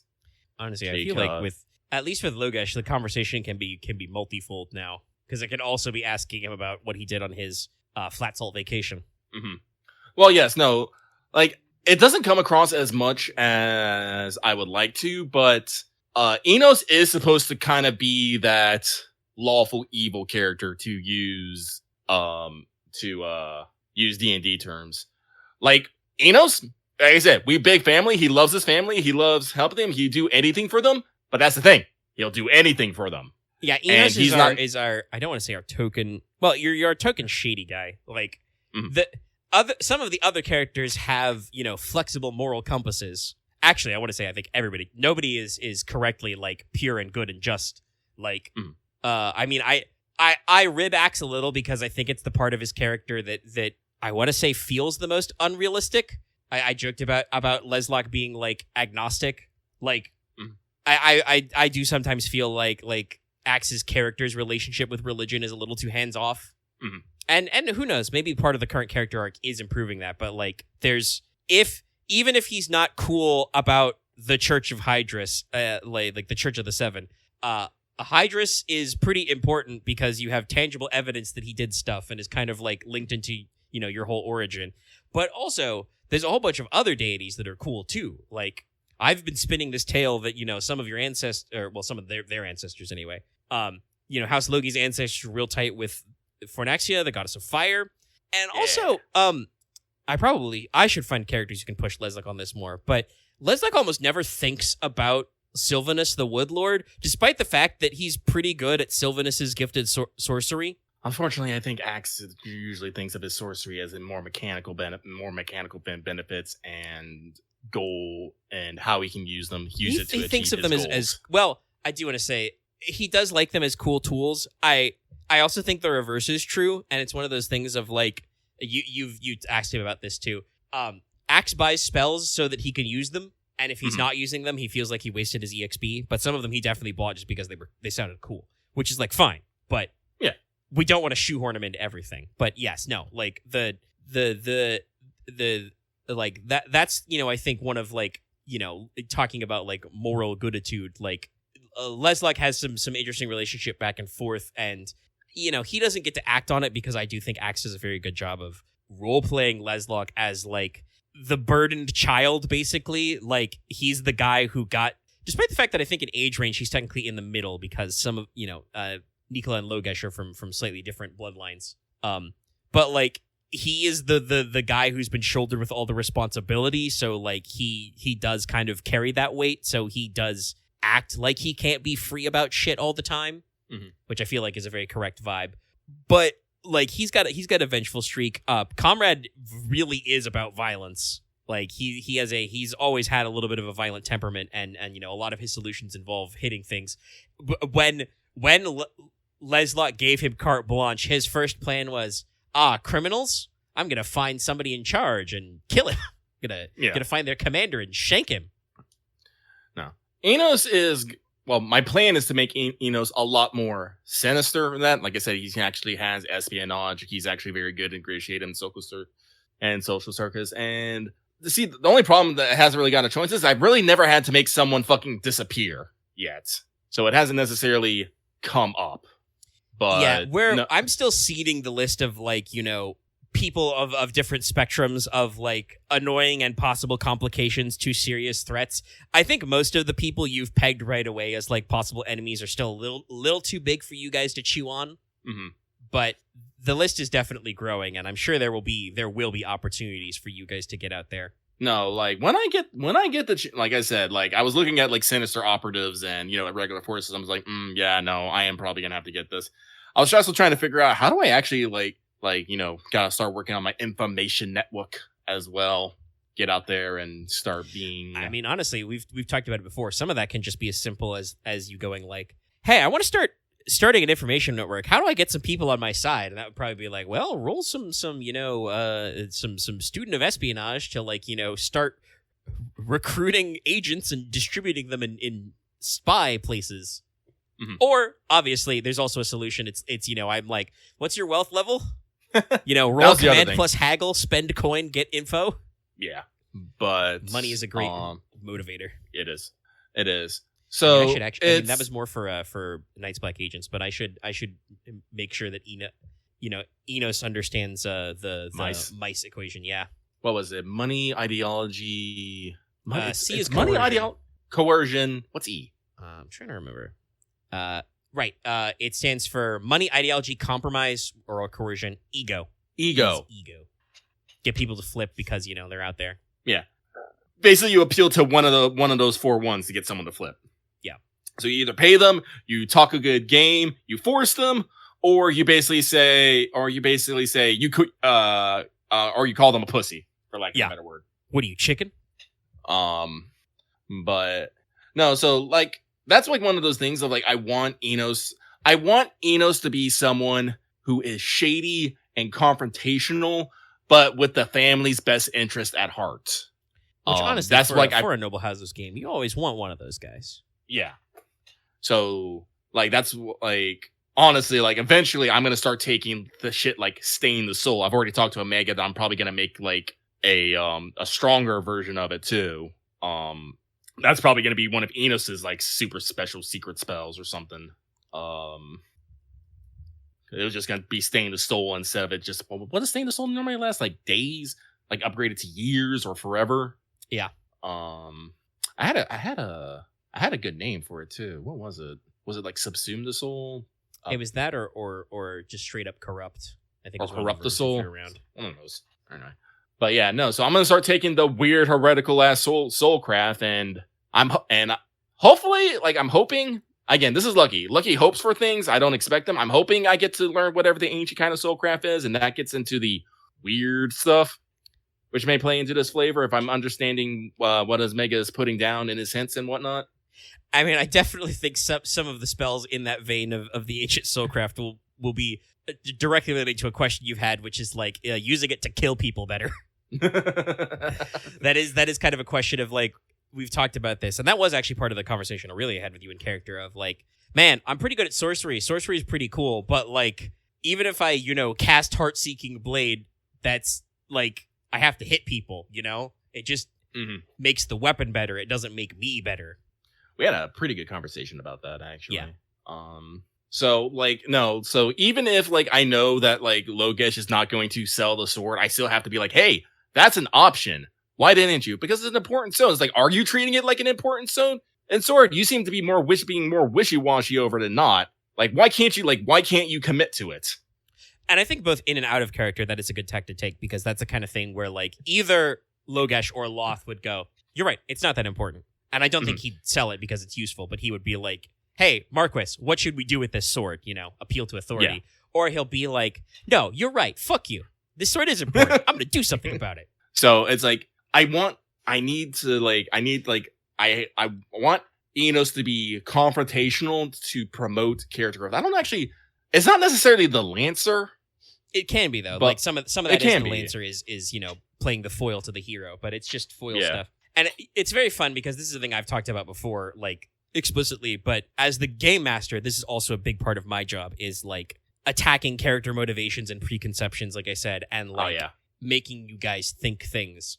Because like there's the whole point of like character arcs and character growth is to present you with choices that mean something, and you make them, and you have to be informed.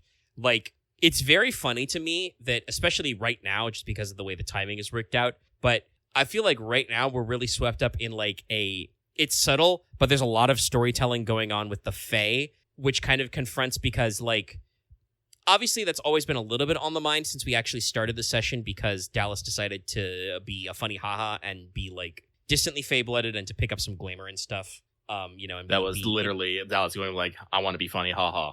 Yes.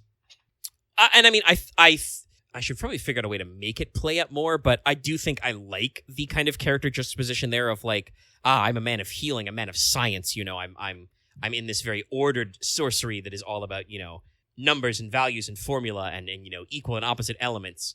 But also sometimes, I just feel a little bit witty, I just want to summon a pack of pixies, throw fairy lights in their eyes, blah. Like that's good, but that is a thing that I should play to more. And probably will play to more. But like I said, it started as kind of the Fae as like a weird fringe thing that most of the characters were not super actively into. Leslock, being a Veil sorcerer, kind of like went back and forth about like how much he actually cared. It did kind of feel always to me that like in and out of character acts is much more interested in the other side itself, which is still valid. We got some work to do there still. We can do some funny things. But then it kind of like exploded into like, I forcibly had the fairies insert themselves, because that's a thing they do, into the plot. And then, you guys were like, these fairies are weird. And then it was, moments of like, shit, did these fairies just try to put a hit out on us? And now we've kind of wrapped back around to like, because that was, we literally talked about this doing some flashbacks. Like, there was a peak fairy paranoia moment of just like, shit, these fairies are everywhere, man. They're in the trees, man. They're hiding in our walls. They're like that fucking meme from JoJo Part 4 of like you unfold the letter and a gun comes out. That's the fairies, man. And now we've kind of wrapped back around to being like, okay, no, wait, they contain multitudes. Not every fairy is the same. Maybe we need to kind of like feel this situation out and get a better grasp of what we're dealing with here. No, that was definitely something that I felt like Enos was challenged on, which was, I hate to admit it, but thanks in part to Dallas being fucking Dallas. Yeah. Well, and Just I think that like a little bit it was Dallas's fault, but like I said, no matter what, I think I was going to challenge you on it because Enos had very strong in character, like being like, "Nah, these fucking fairies are my enemies now, man." You know, like it's funny how we talked about how the Iron Demons have kind of taken over all the dwarf tropes down to even hating elves. You got that little of that in there. And I have talked about how I think that it makes sense for the two kindred to be kind of opposed because one is iron, one is wood. The fairies are literally, the forest fae are literally hurt by iron. Yeah. So it makes sense to be in there. But like I said, Enos had such strong opinions about this, and I was just like, ooh, I can work with this. I can figure some shit out.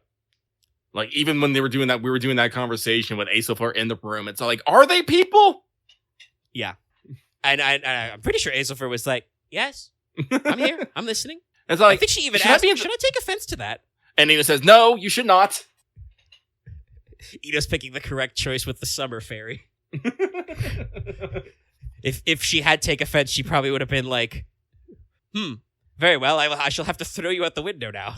But I don't it think was you guys still are like that be whole T-pals with the queen of the fairies, but I don't know. It's the queen of the fairies. I might be T-pals with her anyway.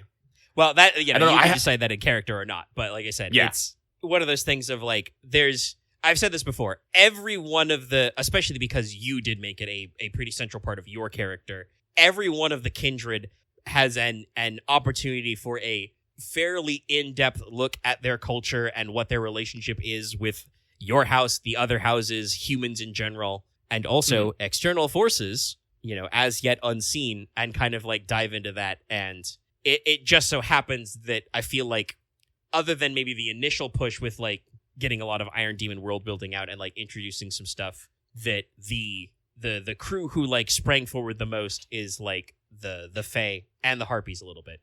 No, like I do want to get more time in with speaking with the rest of the kindred, but we got a lot going on. It's hard to sit down and have tea time with an elf. You know what I'm saying? Yeah, constantly going, but we will try. But I do think I'm going to cut off the Rain talk right there. I'm pretty sure we've been talking for Rain about more than an hour. Yeah, probably a little over. Let's see, because we started Mailbag. We started around the 45. We're at just over 2 hours on the Raw now, so it's probably been like an hour 10, hour 15. Yeah, because we're only on question 2 of Mailbag. Don't worry, I kept track. We are not lost. Yeah, let's run out Mailbag and then send it home on video games. Yeah. Well, some anime and stuff. I know you've been watching and reading a few things. Well, you still got to do a pregame. It's a tiny. That's true, right? Yeah, we do have a free talk after this. So, thanks for listening to our Rain talk. We'll finish up the mailbag now. This next one comes from Air Neo's lawyer. I feel like this is a reference. I don't get it. But they say, no question, only vibes. La la la la la. Hope you have a great and awesome week. And it's doing all right. Like I said, I am staring at the clock, not because I want this to be over, but because I have a stream to watch at 3 a.m. It's the Nikkei 2.5 anniversary stream, in which many things will be explained and shown off, and me and the rest of the Nikkei lads will be prepared to, lay on the floor and cry.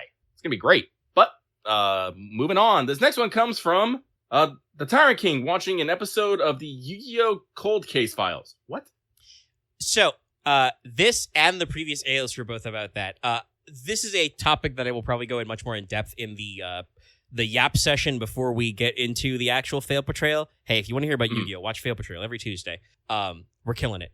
But there was actually a bit of IRL Yu-Gi-Oh! Lore that got semi-solved recently, which is there is a card named Air Neos, who is part of the second series GX anime. He's part of those guys. But it's a card that has been lacking reprints for a long time and isn't in modern digital clients, so it's not in their mobile game Duel Links, it's not in Master Duel. And recently, Konami offered a poll for people to pick a fan favorite card to get a high rarity reprint. We're pretty sure that the community voted Air Neos number 1, and Konami just ignored it. So it's been a big question of why the fuck can't they reprint Air Neos? And the short version is that somebody actually dug up court documents from a civil case a long, long time ago that was about Air Neos specifically. And it was settled out of court. So presumably the lack of reprints and literally when they reference shots from the anime that should have Air Neos in it in card art, they fucking airbrush him out. So, like, we're pretty sure that it's a result of that. Oh. So, yeah, like I said, it's a mystery that's been plaguing us for, like, 10 years. And then we're like, son of a bitch, this is it. This is the facts. We got them. We solved the case. But this person says, question, hey guys, are you ever reminded of a show or movie existing and wonder what became of it? Such as the supposed Genshin anime? Also, are you buying the Switch 2 or waiting it out? Anyway, that's it for me. Sending Easter vibes your way and hope you have a great evening and happy Easter. P.S. Request to have Daniel Webster on the next Friends Haven't Thursday because of a possible supernatural trial going by the title of OC4. I'll put him in the list. I don't know if people will pick him, but I have a strong love for constitutional law. So if you don't know, chat, Daniel Webster is an American lawyer who was involved in a lot of important early court cases before the Supreme Court, back before we had a lot of legal precedent in this country. So he also believed he served as Secretary of State to a handful of early presidents, like one or both of the John Adamses, etc. Mm-hmm. Probably a ruler. Like I said, I would probably enjoy researching that and make it work. We'll see if the patrons vote for it. But yes, I do remember that Genshin's supposed to have an anime coming out. Supposed to be being done by Ufotable, who's also supposed to be working on, the Mahoyo movie, which I want more info on. But they're also working on the fucking Demon Slayer Infinity Castle trilogy, so they're fucking swamped. Any other animations? I can't really think of them off the top of my head. Usually I try not to follow that stuff too closely. It's one of those things, if I see it, I see it. Speaking on the Switch 2, I'm totally waiting on it, guys. Like, I have a Switch, I barely play it. Yeah, I still need a killer app that's not necessarily Switch 1 backwards compatible yet, and it might take them a while to get there. It's cool. I am glad that they did recently re-announce their pre-order dates. The price in America is staying the same, but they may be readjusting some peripheral prices. But that still means that it's $449, and you may be paying $80 for games. Spoilers. Unless that game is a really bitching Zelda or a really cool looking Fire Emblem, you're probably not going to get me to pay $80. I might not buy a new Pokemon game if they say it's $80. I would like wait to see how good a Pokemon game that is before it comes out. Like, asking $80 for a game is like, Like, they would have to figure out some way to release the Nintendo equivalent of a Final Fantasy VII remake. Games which I have bought, Steelbook special versions of. Like, I'm interested in fucking Rune Factory Guardians of Azuma, but because that's only going to be on the Switch and on Steam, but it's also going to just be available on the Switch, and I'm pretty sure no matter what, it's gonna it's probably not gonna since it's still rated for Steam, it's probably gonna run like ass even on the Switch 2. I mean, I don't know about that. The Switch 2 seems like it's really significantly powerful than the Switch 1. Yeah, but it doesn't matter if the game doesn't have the ability to take advantage of it. That's true. If they don't remember to do the patch to give it the juice, it will not run better. So I guess that's one of those things you're gonna have to see. Yeah, so I am waiting on it. I want to see what exactly the Switch 2 does, and I want to make sure there's some games out there I want to get. Like, if they announce again, I don't know why they keep skipping on it, but give me the Wind Waker HD and the Twilight Princess HD combo, I would have bought it. I'd be like, I'm there. Yeah, God, not even make that like Switch Online exclusive. You put that at cartridge and say I can only play it on the Switch 2, and then I'm gonna be like, all right, okay, time to shill. We're gonna fundraise, baby. We're gonna start financial planning this shit. You don't do that. You don't show me Twilight Princess. Nah, I'm good. Honestly, that's why one of the reasons why I'm meh on the Switch 2 is because there's not much Unfortunately, I'm not a big I like playing Mario Kart. It's not a big thing for me. Kirby. I don't think that Mario Kart Open World will improve your specific player experience with Mario Kart. No, it's cool, but I'm not a big Mario fanboy. I'm not a big Kirby fanboy. Splatoon, Animal Crossing. A lot of the Nintendo big IPs kind of pass me by. I'm super big on farming sims and Legend of Zelda. That's about it.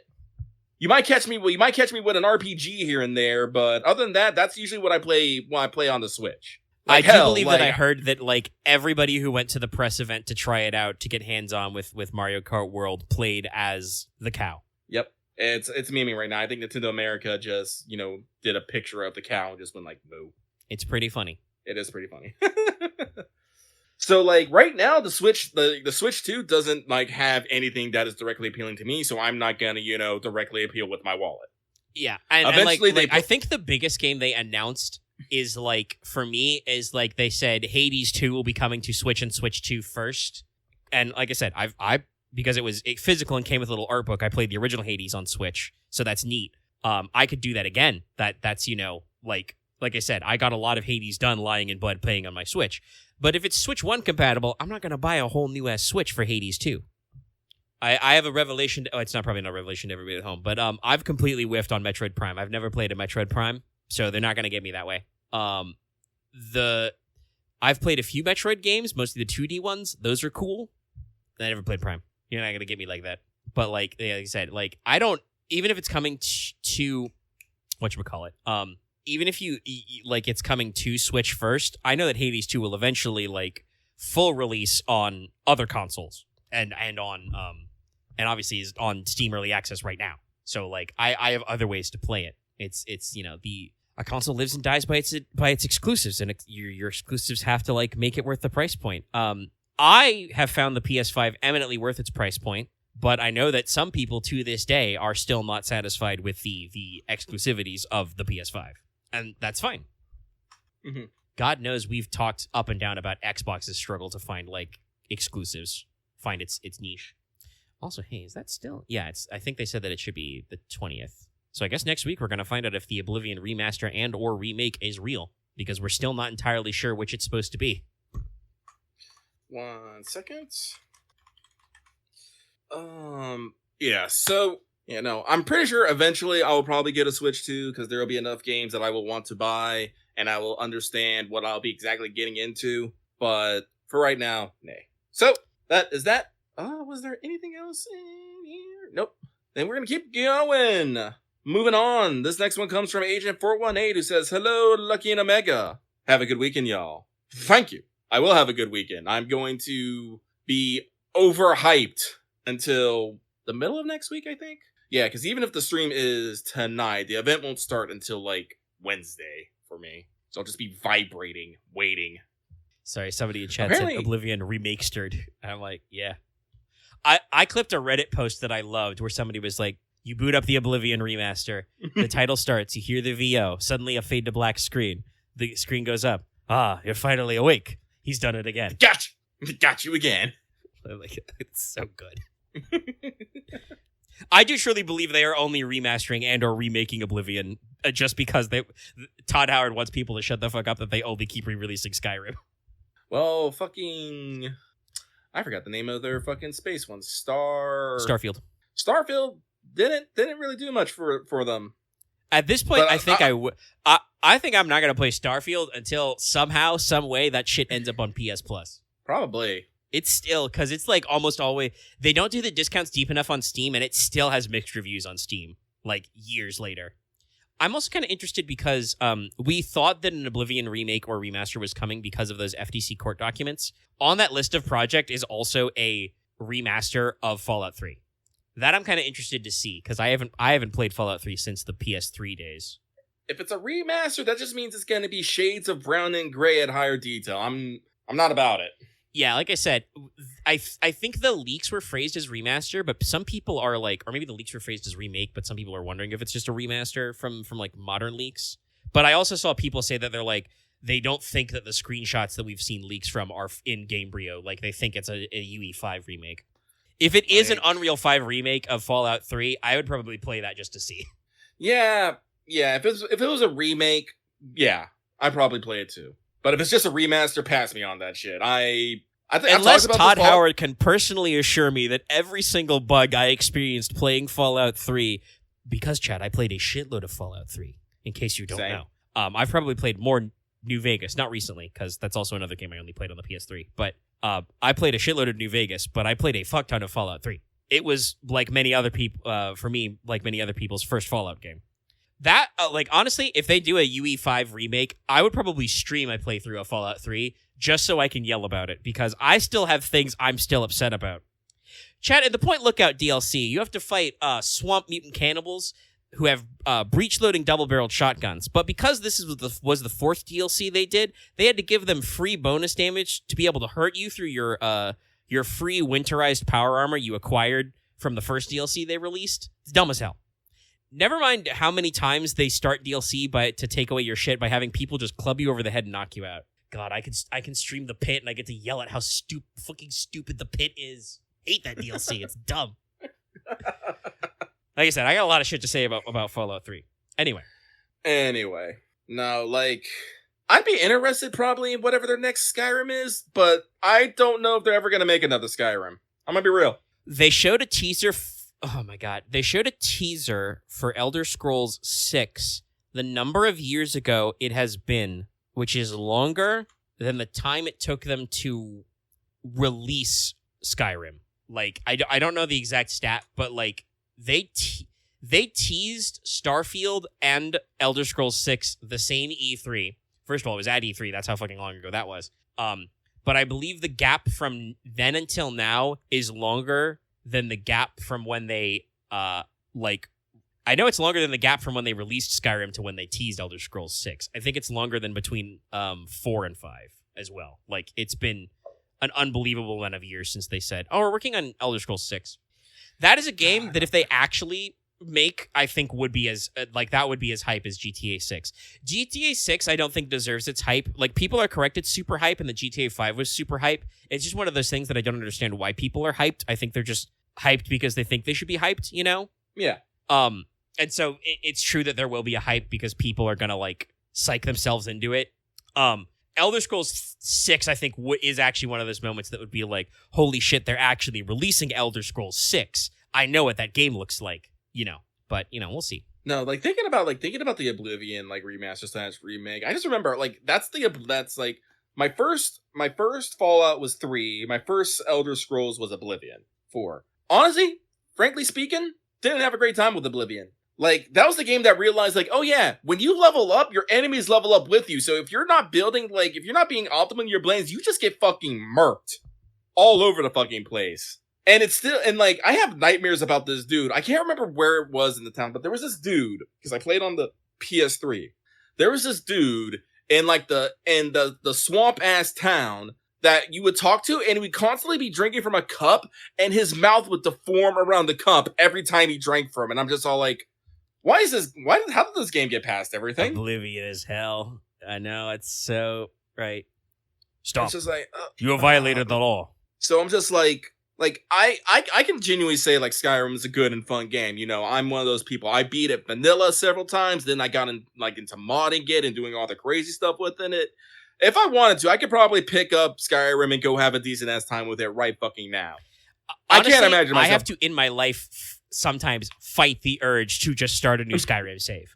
Like, I don't know how Bethesda did it. The game is a perfect time killer. Yeah, just, you know, run around, maybe kill some dragons, explore some caves, shoot some bandits. You know, it's just basic ass stuff, but, you know, especially when you get like some good mods in there.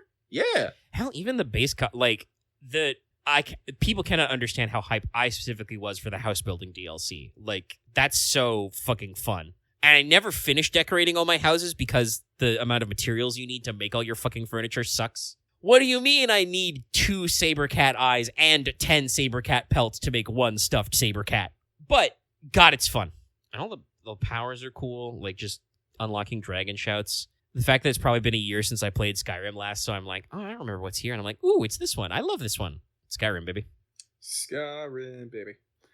So, with that, enough dunking on that. We move on to last but not least. This one comes from Soul of the Light Mode Discord, who says, Dear Lagomorph, Lucky, and Pooch in a Suit Omega.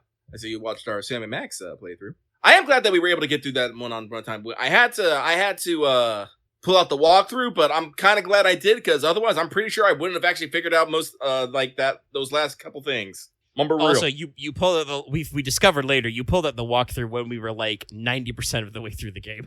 It's true. Fucking use the rope on the tooth when the mouth is open, then use Max on the fucking. Ugh. Which, by the way, results in you throwing Max all the way back to your fucking car so he can pull out the tooth, not just him climbing up the rope and getting the tooth. Honestly, no. Like, I might actually go look into like some like. I was actually thinking about this. I actually might go get like all the Telltale Sam and Max games. They're actually very highly rated, so I'm like, that could still be fun. I don't know if I'll stream them. I might just play them for me. Yeah, or it's if people always want to fun. see more Sam and Max content, let me know. We can. I'm gonna be opposed to it. We are logged in for Indiana Jones and the Fate of Atlantis, though. I have opened that up to test it out, and unfortunately, I might have to do some jiggering because it's just a straight app that doesn't have any options, doesn't have any remastering things. So it's a tiny square on my my high res monitor. I'm just like, how am I gonna might need to figure out some borders. Yeah, to get that to work, but it does play. I might have to do some funny things We'll there. figure it out. Like I Yeah, said, but this person goes on- I joked if we finished what I'm now branding as Adventure April too early, I can always boot up Museum Madness because that's apparently freeware these days. Yeah, well, we got Entertainment, two more. everybody. Yeah, I we also got two did more find Mondays. the Riddle of the Sphinx game I played as a kid and didn't get very far in because it kicked my ass. I'm not eager to do that one, but it is on my Steam wish list now. So if it ever goes up for like less than $5, we'll see about picking it up. Yeah, but we got two more. We got two more Mondays in Adventure April, so we'll see. Yeah. Like I said, honestly, if we wanted to, we can probably make it go to because again, I talked about this. Fate of Atlantis has 3 paths you can take. You can solve things with your fists, with your wits, or as a team. Like I never beat the game, but I always did it as a team because I like having women around. Shrug. But so if we want to try like solving it in the optional ways, that could probably take us a couple. Yeah, times we'll fill it then- out and see what's up. Yeah, but this person goes on to say, "Man, this week went fast, didn't it? No question, just good vibes. Wah wah wah wah wah wah. It's not going fast for me because, like, if you go to our Nikkei channel, you will see every day Lucky takes a screenshot of the hours to stream and then posts the boo waiting by the timer gif. And I'm just like, ah! I got about 6 hours before the stream starts its countdown because I believe the stream actually starts at 3:30. But that brought us to the end of Mailbag with a big rain insert in the middle. Yeah. Let's run the pregame. It will be pretty short, but it is a lotto event. We want to hit you with it. And I think I mentioned this pre-stream to patrons, but Ilia's Karakuri Castle is a lotto event, which is basically a Neurofez format. There's going to be like 2 total story quests, so we're not even covering them because I had chat double check this, but this should just be a Fuyuki clear. So clearing main story shouldn't be hard. There's going to be a boss at the end with like 2 60k HP bars. Not a problem. But basically, the primary thing is going to be there's going to be waves of free quests in 3 phases. So, there'll be the first phase, which will have 7, then the middle phase, and then the end phase. New turn. But you'll have a couple of weeks to do it only, which makes sense because they are trying to squeeze this in, both in JP and in our English version. They're trying to squeeze this in, in between a huge story collab event and a new story chapter. So keep that in mind if you want to turbo farm. Now, because it's a Neurofest, there will be super obstacle quests, which is their version of the high difficulty quests. These will be a little bit different, though. Usually the high difficulty challenge quests, in Neurofest years past have had specific formats like no continues or, no support servants, stuff like that. These are going kind of the opposite route. You basically have to clear these, and of which there's several. I think there might be 7. But you have to clear these with a fixed party. Every time you will go in with a team of Katodanzo, Kotaro, Ilia, Chloe, Miyu, and you pick one servant only. However, we will not be discussing these at length because they are all very in-depth mechanically. The podcast isn't really about, like, challenges and, like, super hard content, so I'm not going to go in depth, but they're going to be a little different than the usual fare. So prepare you for thinking about this as you're going to use one servant only. And like I said, I skimmed some of these. Some of them you get, like, new master skills and shit. Like, we're talking about big, in-depth overhauls, so we'll figure that shit out when it comes. But there's 3 phases, or checkpoints, as they're called, of free quests. Each has 7 levels. There will be a time gate to, talk about when they unveil the new stuff and they unlock the new super obstacle quest. Sorry, cracking my neck. If that sounds stayed in the edit, that's not me cracking my neck, though. That's a door creaking. They're very different. Lucky's moving around while Mega talks. That might be a unique enough sound that my editing doesn't catch it. I just wanted people to know that, no, I'm not. My neck does not creak like a door hinge. Not yet, anyway. So, free quests. I regret to inform you this event is annoying. They're mostly monoclass, but some of them will have an outlier in them, and they're going to be weird. Like, you're going to have to fight, like, all assassins, and then there'll be one single lancer in there. Shit like that. So pay attention to what classes are posted on the list. Sometimes they got, like, 3 classes in there. I'll give you examples. The 6th and 7th quest of each checkpoint is the equivalent of 90 plus and 90 plus plus. So that's when, like, they get weird numbers and they get super big HP values. So, for example, the 3rd phase, the last one you're going to have the most time with to farm, is the number 6, the 90 plus equivalent, is going to be 1, 2, 3. So 1 guy in first wave, 2 guys in second wave, 3 guys in third wave. That is at least all monoclass, all assassins.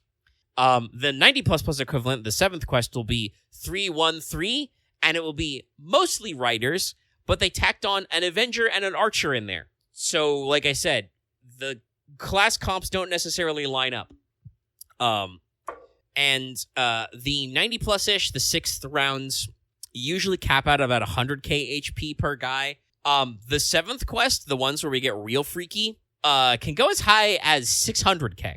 600,000 HPs. Some of these will be really annoying. Obviously, if you can do the 90 plus plus, that's good.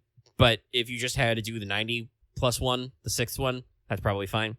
Now, why are you clearing these quests? Why are you busting your balls to kill 600,000 HP worth of guys? I think it's a writer boss. Well, that's going to give you lotto currency, which you can use to roll the lotto. Now, the I'm not 100% sure because the wiki's a little ambiguous. I don't know if they start like right away or you only get the 100 rolls after 10 up, but the traditional is you only get the 100 rolls after 10 up. But you're going to get 1s, 10s, and 100 rolls. Currency is pretty straight up. The first 5 boxes have a grand prize. You cannot reset until you get the grand prize. Of the damage CE, which has a guts. Who could have guessed? This is that one, though, with that very specific design of Nightingale, though, so you should all get the CE. Yeah. It's like the super gothic one. I love it. Box number 6 has the grand prize of 1 single lore. 7 through 10 is gold foes. After that, there's no more grand prize. You can roll as often as you like and reset as often as you like. Now, the other items that are in these boxes, though, include skill gems. Yes, all of them. Bones, teeth, chains, medals, pages, along with QP, EXPs, mana prisms, friend points, and apples. Only bronzes are infinite. Gold and silver apples are just for the first 10 boxes. You also get some premium currency for the shop in the form of Sitonai dolls. But the reason why we always get so hyped for lottos is because they have the good stuff that kids crave. Mostly skill gems and mats. Delicious evil bones and dragon teeth. Now, what's in the shop? Well, unfortunately, chat, you would expect from such a slapdash event, only 4 copies of the currency CE. You have 2 weeks to get a drop. Yay.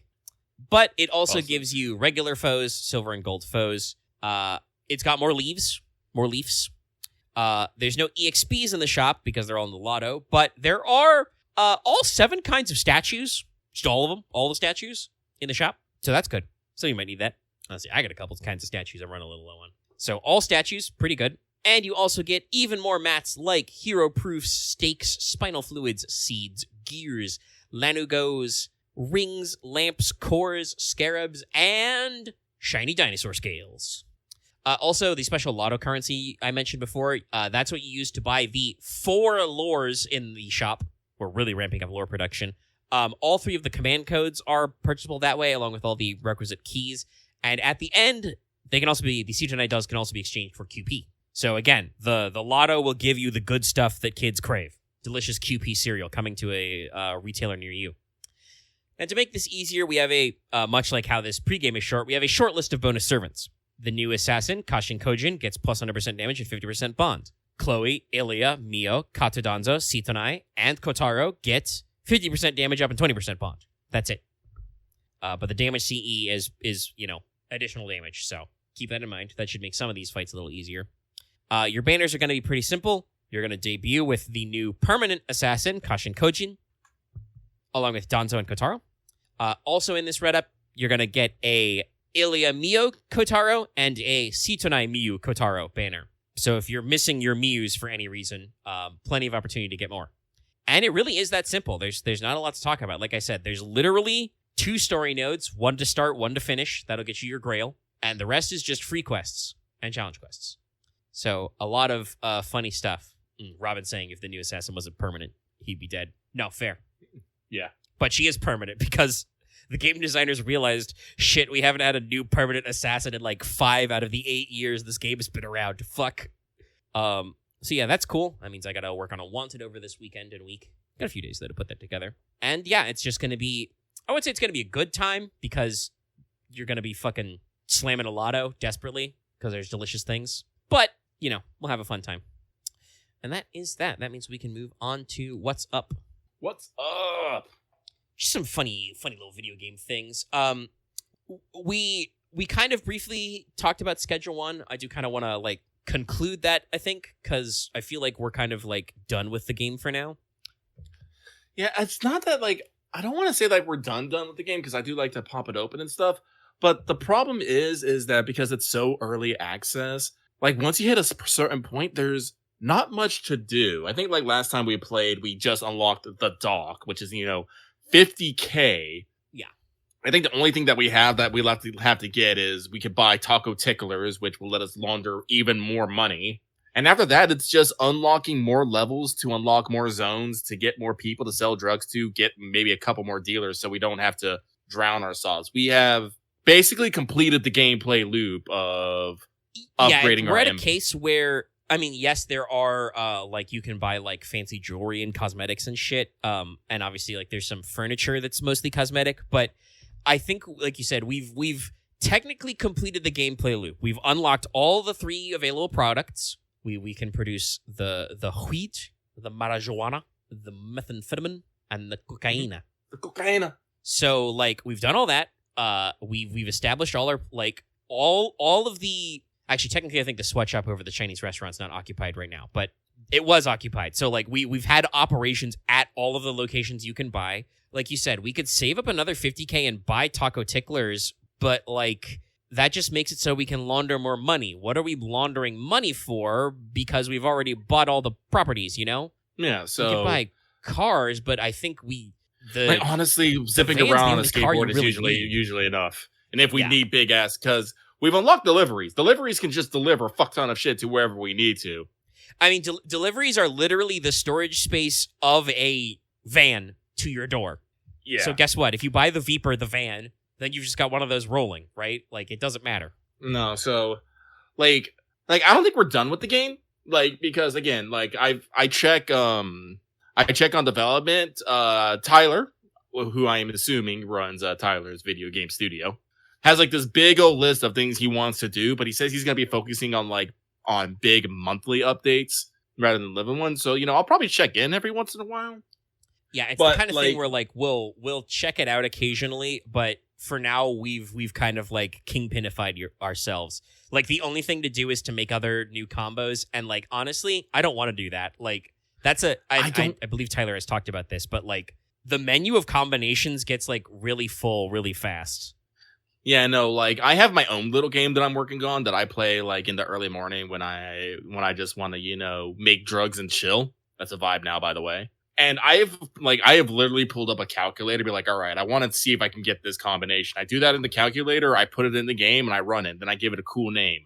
I have like liquid snake, solid snake, stamina potion, stamina booster, mana potion, mana booster. Yeah, and I think that's like why the game took off. Because, like, that is actually really cool. And the fact that, like, we brought this up, that every effect has something in-game, either that's player-facing or does something to the NPCs, which is funny. Mm-hmm.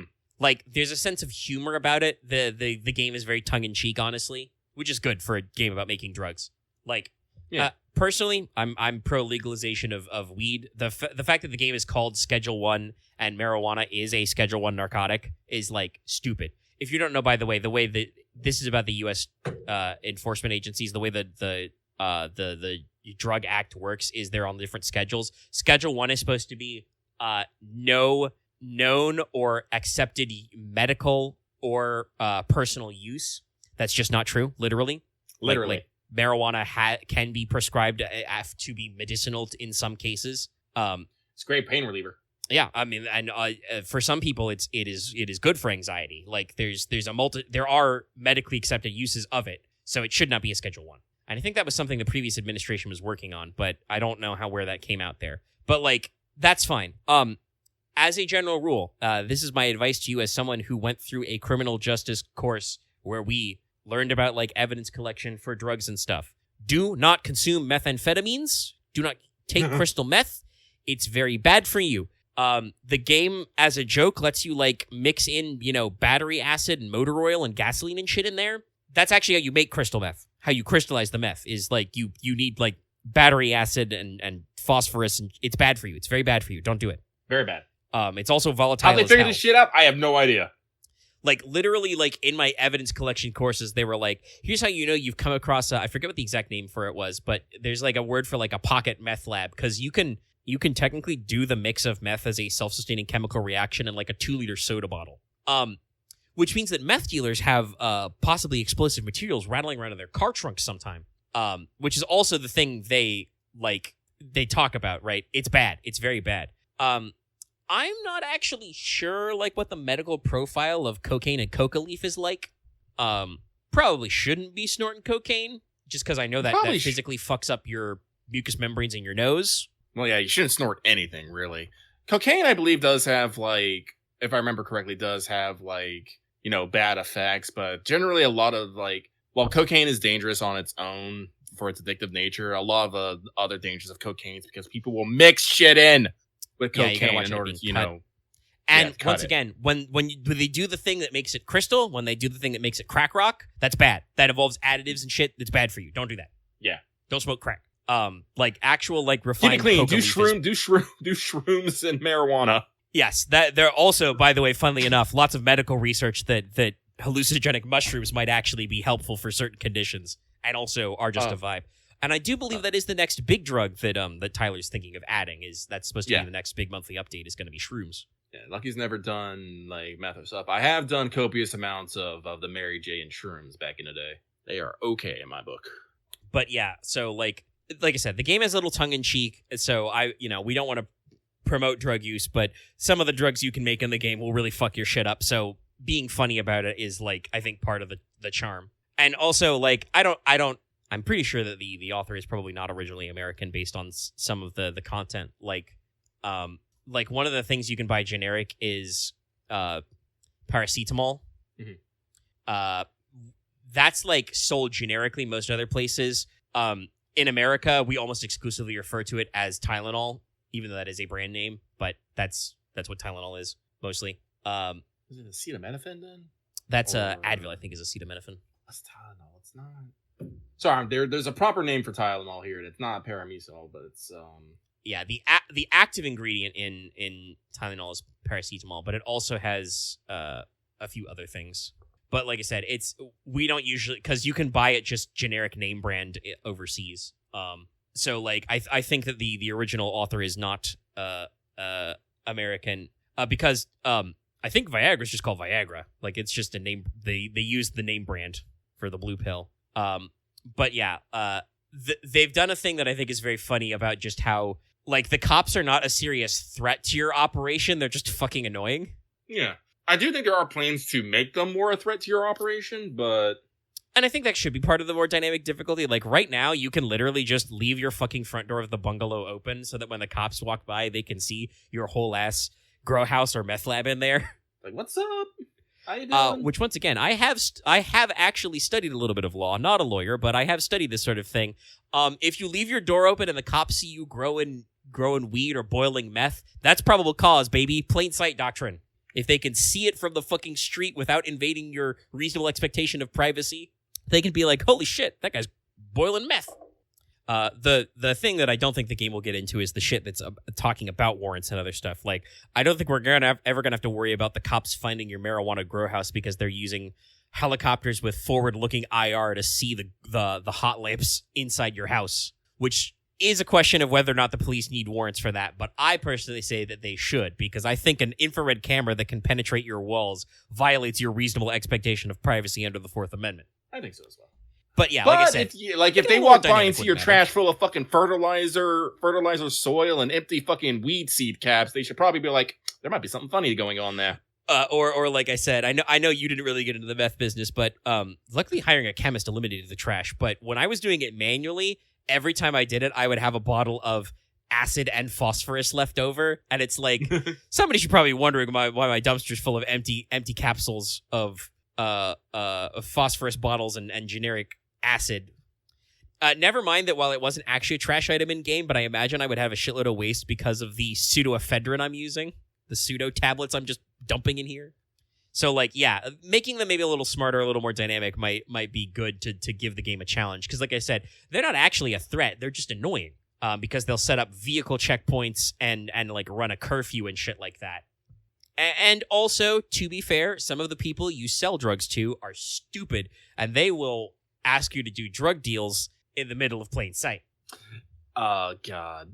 I try not to do drugs at night past curfew, but sometimes I'd be late, and God, I just hate, there's one spot, like in front of the barber shop, that one's just in plain view of a cop just staring at that one spot. I'm like, why are you here? Why are you not trying to hide from the cops right now? The barbershop one sucks ass. The barbershop one sucks even during the day, because if cops are walking on foot, that guy's just standing out there. You're not behind a tree, homie. You are in the plain view. Like, even if they're down on, like, by the dockside is, like, more cover than that spot by the fucking barbershop. That one sucks. I wish I could just knock them out and just drag them away and then do the deal. Or just be like, because that is an option. Follow if somebody me. comes up to you, if you could be like, hey, follow me. I got the stuff. Like lead them away. No, that'd be smart. Yeah. But so, like I said, that feels like relevant to like American thought, where like the cops are mostly just like an annoyance. Literally in the tutorial, you get stopped by the cops for no reason, and the cop is like, all right, you didn't have anything on you today, but I know you and your uncle are up to no good. We are up to no good, but also. So Mongo no, just like needs paint. I think Schedule 1's gonna be in our rotation along with like Project Zomboid, Vintage Story, and stuff. It's games we're keeping eye on for like updates and stuff, but Yep. we think it's run its course. We like may I or may checked not Vintage rotate Story Void like crew back in there because we found out it has an update that goes up to 6 people. yeah. I also believe that they finally added the ability to save the game between runs, so you don't have to that'd reset be every good. time you quit. That could be good. So like they're improving stuff. They also added some like more hardcore survivally type modes, which we probably don't want to get into because the game was hard enough on its own. But like I said, they've been slowly been updating, and it's an interesting game.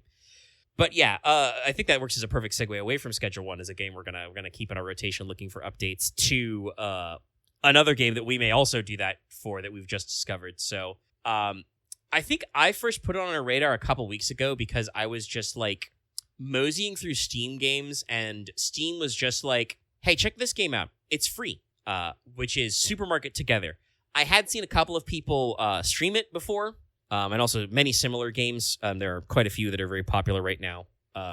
There's Supermarket Simulator, and I think there's a third one that was also multiplayer, but is not Supermarket Together, because it's like, that gives you like a supermarket, like a big box store in the middle of nowhere type vibe, from what I remember. So I got to track down what that game's called. But yeah, so I showed the boys, hey, there's this Supermarket Together game that's free. And then while checking it out, I think Loth was the one who was like, this game's interesting. Yes, multiplayer up to 16 people. That's a lot of people. For a free game, especially. So we went through the rotation, the classic, what do you want to eat for dinner tonight conversation that you have. We were like, well, it's Thursday. We're all free. What do we want to play? And we ran through a couple suggestions. We like talked about the Void crew update and stuff. And then I want to say I mentioned Supermarket Together. I think I did first. I was like, also, there was that Supermarket Together thing, that's free that we never tried out. And you were like, I'm down to clown for retail. And so we tried it. And it's fun. And it's surprisingly fun, I would say. I like it. We did have a bit of a interesting time last, as Loth accidentally put his sledgehammer through a pillar, and it cost us $4,000 out the gate. Yeah, the city charges $3,000 to remove a pillar, which I feel like is schmuck bait by the game designers, because it's fucking literally the pillar the sledgehammers are leaning against. Maybe the developers are a little cheeky. They give you a broom and they let you sweep the leg. It's how you stop thieves, but you can just do it to anybody. It's very funny. And sometimes the people will be all like, hit me harder, baby. Just like, oh. If you try to, use a fucking sledgehammer on a person, it'll just be like, excessive. Another thing that made me keck is I was playing earlier and I had the game on private. I didn't really think about what that meant, so I tried to copy the code to let people join and paste it to our Discord so other people go in. It's just all like game in private equals no code, and it's just like, oh, keck, you cheeky devs. Yeah, the game is free, but it does have a. It did not start this, but they did get it approved. They have a cosmetics DLC for $5, which is called, a DLC for Cool Peoples, the Cool People pack. Yeah. And literally in the game, there is the room for cool people, which is guarded by an upside down elephant, which you can only enter if you have the DLC. Yeah. So like it's a little bit of a shit post, but it's very fun. To me, it follows the format of simulator games I've mentioned, like Supermarket Simulator, like TCG Card Swap Simulator, which I've played a shitload of, where it's like the way it works is you have a store, you got to buy shelves, you got to put shit on shelves. You have a progression tree. In this case, I do like that you get to just spend perk points to buy it. Like the way TCG Simulator works is you have to pay like a lot of money to buy licenses for a new product, then stock the product. Mm-hmm. But also with TCG Simulator, it's a little different, whereas people are not necessarily expecting you to have it stocked if you don't have your shelves labeled. Yeah. Whereas this game explicitly is like, hey, if you spend the perk point to unlock new product, people magically know you can purchase this product, so they expect you to stock it and will be disappointed if you don't. I mean, I think that's true to life. People go into stores all the time expecting to find a thing, and then they're like, where's the thing? It's true. So, I'm sorry, we don't stock that. What do you mean you don't stock it? Did I mumble? Don't actually say they that. Look through our like 4 doors to see the big blackboard in the back in the manager's office, and they're like, no, your light's lit up right there. You guys can stock sliced bread. So yeah, it's got a little dynamic of like acquiring the ability to get new product is like free, which I like. Basically, it's based on like experience climb, but you get free points if you have more players, which is cool. But if you have more players, it starts off harder. You have more, customers to deal with and stuff. Yeah, they which honestly I think is okay for them to, because they give you money and perk points, so making it ramp customers is pretty solid. I think it works out as a trade. So like, got some smart game design there. But it's pretty simple. You put stuff on shelves, you pick a price. I do like that the game kind of points out that like the general vibe for prices. Yeah. They're like, people probably won't pay double its market price. And I'm like, okay, I understand this. Yeah. One thing I also thought like that, like once a week, the prices go up though. So you got to make sure you got to check your prices, make sure that you're getting your profit from them. Yeah. They say that inflation kicks in once a week, which is good. A little better than like the way some other games I've played is just kind of the price randomly fluctuates back and forth. So sometimes you got to mark it down. Sometimes you don't. One thing I really like is the way that the inventory system works is when you pull up the blackboard, the manager board, to see like how much product is out there and buy new product. It has 3 numbers. It lets you know how much is on your shelves, how much is in your storage shelves, and how much is just in boxes you haven't picked up. And I'm like, this is great. Every one of these video games should have that, because it means that I can like, I've I guess kind of been taking the manager / stocking role of just like, what's the product? Where's the product? Figure out what we got in the back. And that is a lifesaver to be able to go like, okay, milk brick comes in units of 30. We have 10 milk brick left on the shelf, none in the back. We need more milk brick. It's cartons of milk, by the way, but they're called milk brick. What's that, Buster? You want some milk brick? Buster, you want some milk brick? No, he just wants to lay down on my floor. That's fine. Take this, Buster. It's just funny. He was unusually loud and picked up. Well, unfortunately, his claws are super long, and I'm terrified to cut them because I don't want to get the quick. I do not wish to call this good boy pain. Yeah, so now he just has giant-ass claws. You gotta be careful about dogs. It's also a problem because he has dark claws, so they're hard to see through. Yeah. Trimming cat nails is something, but yeah, his dog, the dew claws can be tough. But yeah, no, so like the game is like robustly put together for like I said, for a freeware, kind of goofy game. It does slightly kill me every time that everyone looks the same unless you have DLC. Actually, I'll be right back though. Give me a couple minutes. All right, we resume. Like it was only gone for like 60 seconds, and I think I like staticked out what we were talking about. Supermarket together. It's fun. It's fun. I'm probably gonna see if we're gonna keep playing after the show. I hope we can. I'm down to clown. See, the thing I think I like about Supermarket Together, I think it has longer longevity than Schedule 1. There's a lot of things and there's a lot of upgrades to the supermarket we have to do. So Yeah, you something we start could pretty probably- compact, but can get very huge. Yeah. So I'd like to get back to that because you're talking to the owner of Bunny Mart. That's what's on top of our store. No regrets.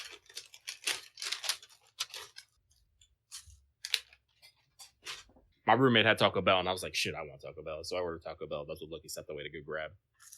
Solid. Yeah. But I think that's it, Omega. Let's do anything else. Well, how We're over 3 hours. we're over 3 hours. No, we can wait one more week. I do want to talk about anime, but we can give it one more. Okay. I wanted to We can ask give if you one wanted more. to check in with anime, because I know that the people follow that. You're much better about that. Actually, I think I've mentioned, but my Crunchyroll sub is currently canceled. I'm compacting the budget a little. But, No. I'll talk about it next week because I All think that'll be probably perfect time. yes, because next week's show, before we do the outro, brief recap, next week's show should be recorded on the night of the 25th, so the new Ordeal Call won't be out yet, nor will we, we'll have started, the new Karakuri Castle, but it'll be, a day old, basically, 24 hours-ish, maybe 36, but you know what I mean, it'll have only been a day or two since it started, so there won't be much to say besides just farming. So Yep. we won't have recorded a new Rain even. So we'll have plenty of time to talk about the stuff that people want. I don't know why I started saying the things kids crave, but now I feel like I want to say that every fucking time. I'm gonna stop. I'm gonna stop that shit. All right, we're gonna do the outro. We're gonna get out of here and sell more product, put more cat food on shelves, buy less chickpeas. Hopefully that won't happen again. Blacked. If you are liking this episode, which if you watched 3 hours of it, you probably do, hit like. If you want to check out our Discord, there's the links below. You can leave your comments below as well. Maybe what your theories about Ordeal Call 4 are. Let us know. If you haven't already, please subscribe for more content, get more podcasts, get more streams, get the Wanted on the new servant when it comes out. And you can ring that bell for notifications so you always know when we post a new video, because sometimes the Wanted comes out weird. But thanks everyone for following along. If you'd like to support us with your wallets, you can join our channel memberships to get access to membership badges and emotes. Emotes you can use on our community posts, in our comments, and in our live stream chat. And you can support us on Patreon, get access to episodes early in audio format for as little as $1 a month or approximately $10 a year. It's because there is a discount on annual memberships. At higher levels, you can keep us along with supporting us through stuff. The Fanservant Friday poll should have resolved. I will briefly check what what should be coming out next week, which I also should have plenty of time to do. So let's run here, scroll, find it. Yes, no, with 50% of the vote, shocking nobody. Hannibal Barca won. So we're going to learn about crossing the Alps. So check that shit out next week. And our patrons at the $5 level or higher can vote in those polls every month, along with some other stuff. And you can listen to the show get recorded live every week at our higher levels of patron and get some shout-outs like Advent Harp, Blacklist OG, Call Me Zed, Carlos, Dragon, JDV9000, Chris Starlight, Legendary Boss Hunter, Rise of Kenji, Rograman, Sharvor, and Varian the Crow. Thank you very much for your support, everybody. We'll see you guys next week for more. Bye-bye now. Bye-bye.